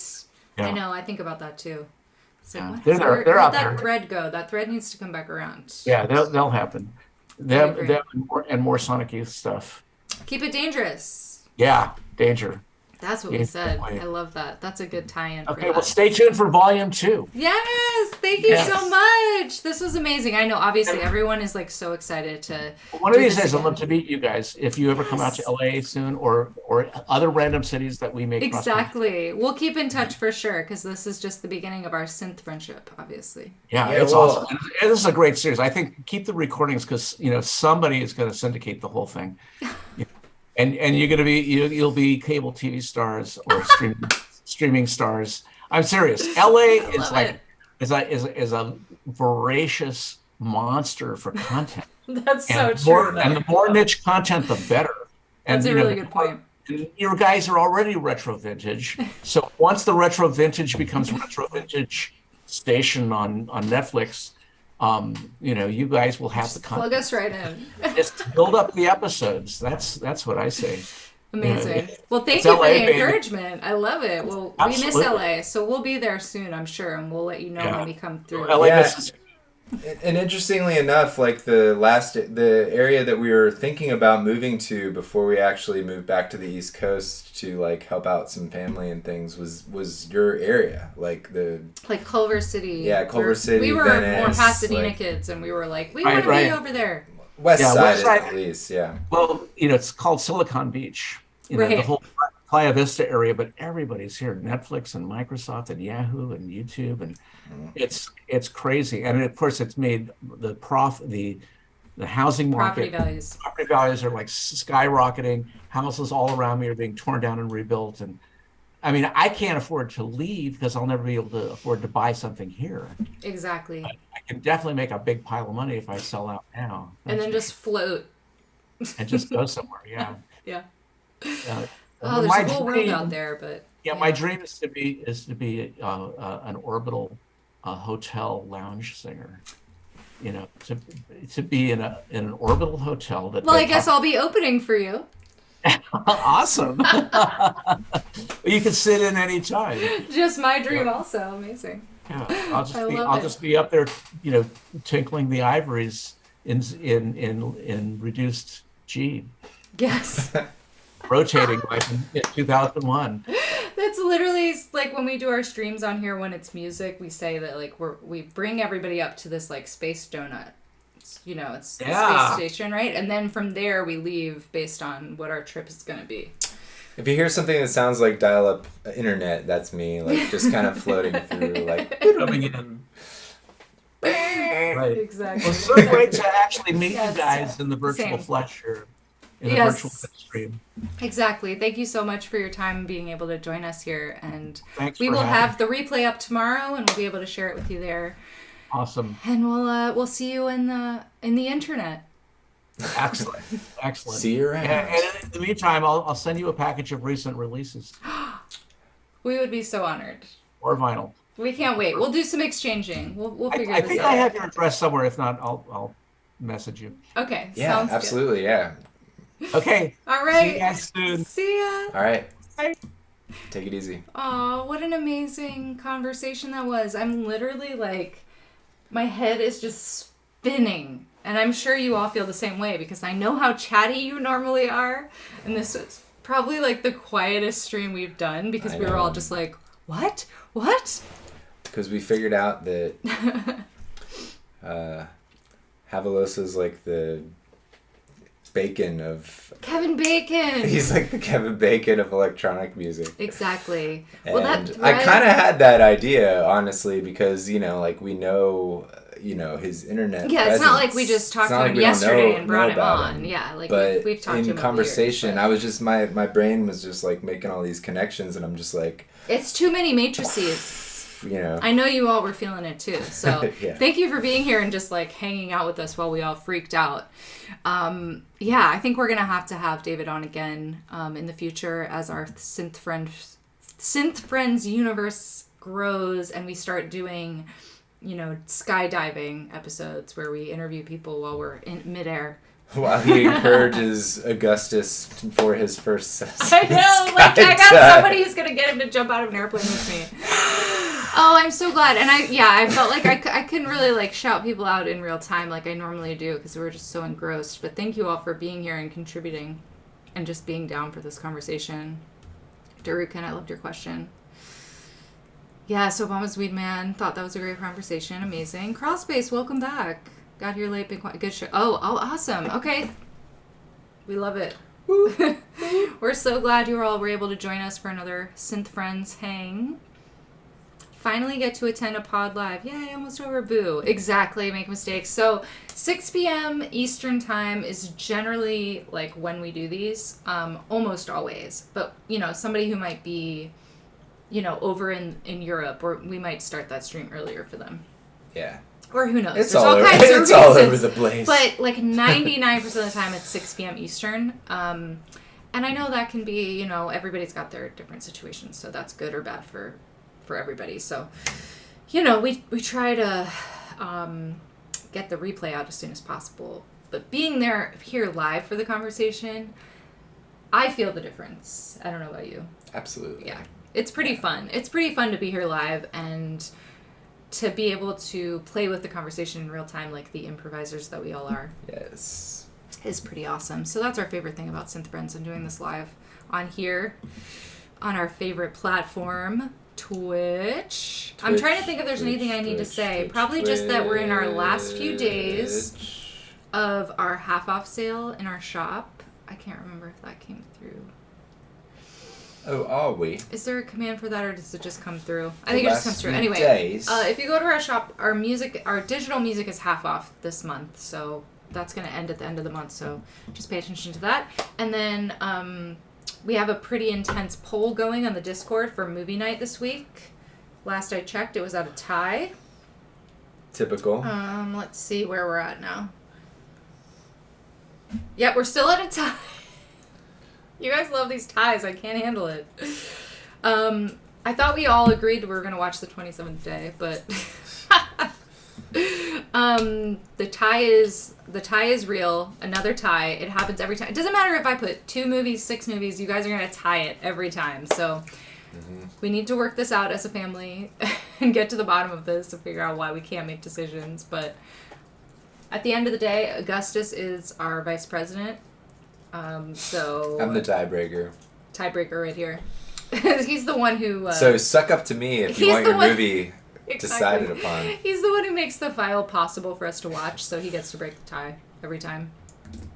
So that's going to be Saturday. Oh, I know what our big news is. We will be returning to our synth streaming, which we've barely really done yet in the new year. And Synthon is this weekend. It starts tomorrow, so... It's a January Synthon. It starts tomorrow, and we'll be playing on Sunday, our normal Sunday stream time. So I'm really excited for that, everybody. Get ready to have music on all weekend. Feel free to drop a comment in our Discord if you have any suggestions on themes for this Sunday's stream, because like I don't really have any ideas right now, and I know I'll come up with something. But, taking input. But I am taking input. It'd be cool if I got some themes dropped to me. Help the imagination flow. We have... So, since we've been streaming on Twitch for a while now, we're starting to have too many friends. So I'm like having a harder time picking who to raid. So I probably am going to start taking suggestions. But someone we haven't raided in a really long time is live that I just found. Woohoo! And I'm really excited. So I'm going to choose that person, and we're about to raid into them. So thank you all so much for being part of our streams. It means so much to us that we get to do this, and like it's freaking awesome. And the stream was just like, I'm going to be like dreaming about this conversation all night. It's so cool. Mm-hmm. Yeah. So thanks for making it possible for us to have these conversations and to like have such good vibes with everybody that we bring on. I think that David was very excited to experience that with us. I'm just going to say that he was. I think it was pretty obvious. Like, it's a pretty dope. Like, y'all are pretty dope, and like you know what's up. So he knows that he could feel it. That we're gonna bring the audience that he's looking for. Oh, thank you for the Discord. Make mistakes, because that's where we vote on our movies. So I'm excited to hang with you all on Saturday for movie night, and to see you all during Synthon. I'll be in and out of all the streams, as you know, and we'll see you on Sunday for that. I'm going to start this raid into good friend Bardic, who we have not raided in a very long time. I don't think we've synced up in a while, so I'm excited to see what he's doing for January. And definitely give him a follow, because you're going to definitely be into what he's doing if you aren't already. And sweet, we will see you on Saturday. Have a great weekend, everybody. See ya.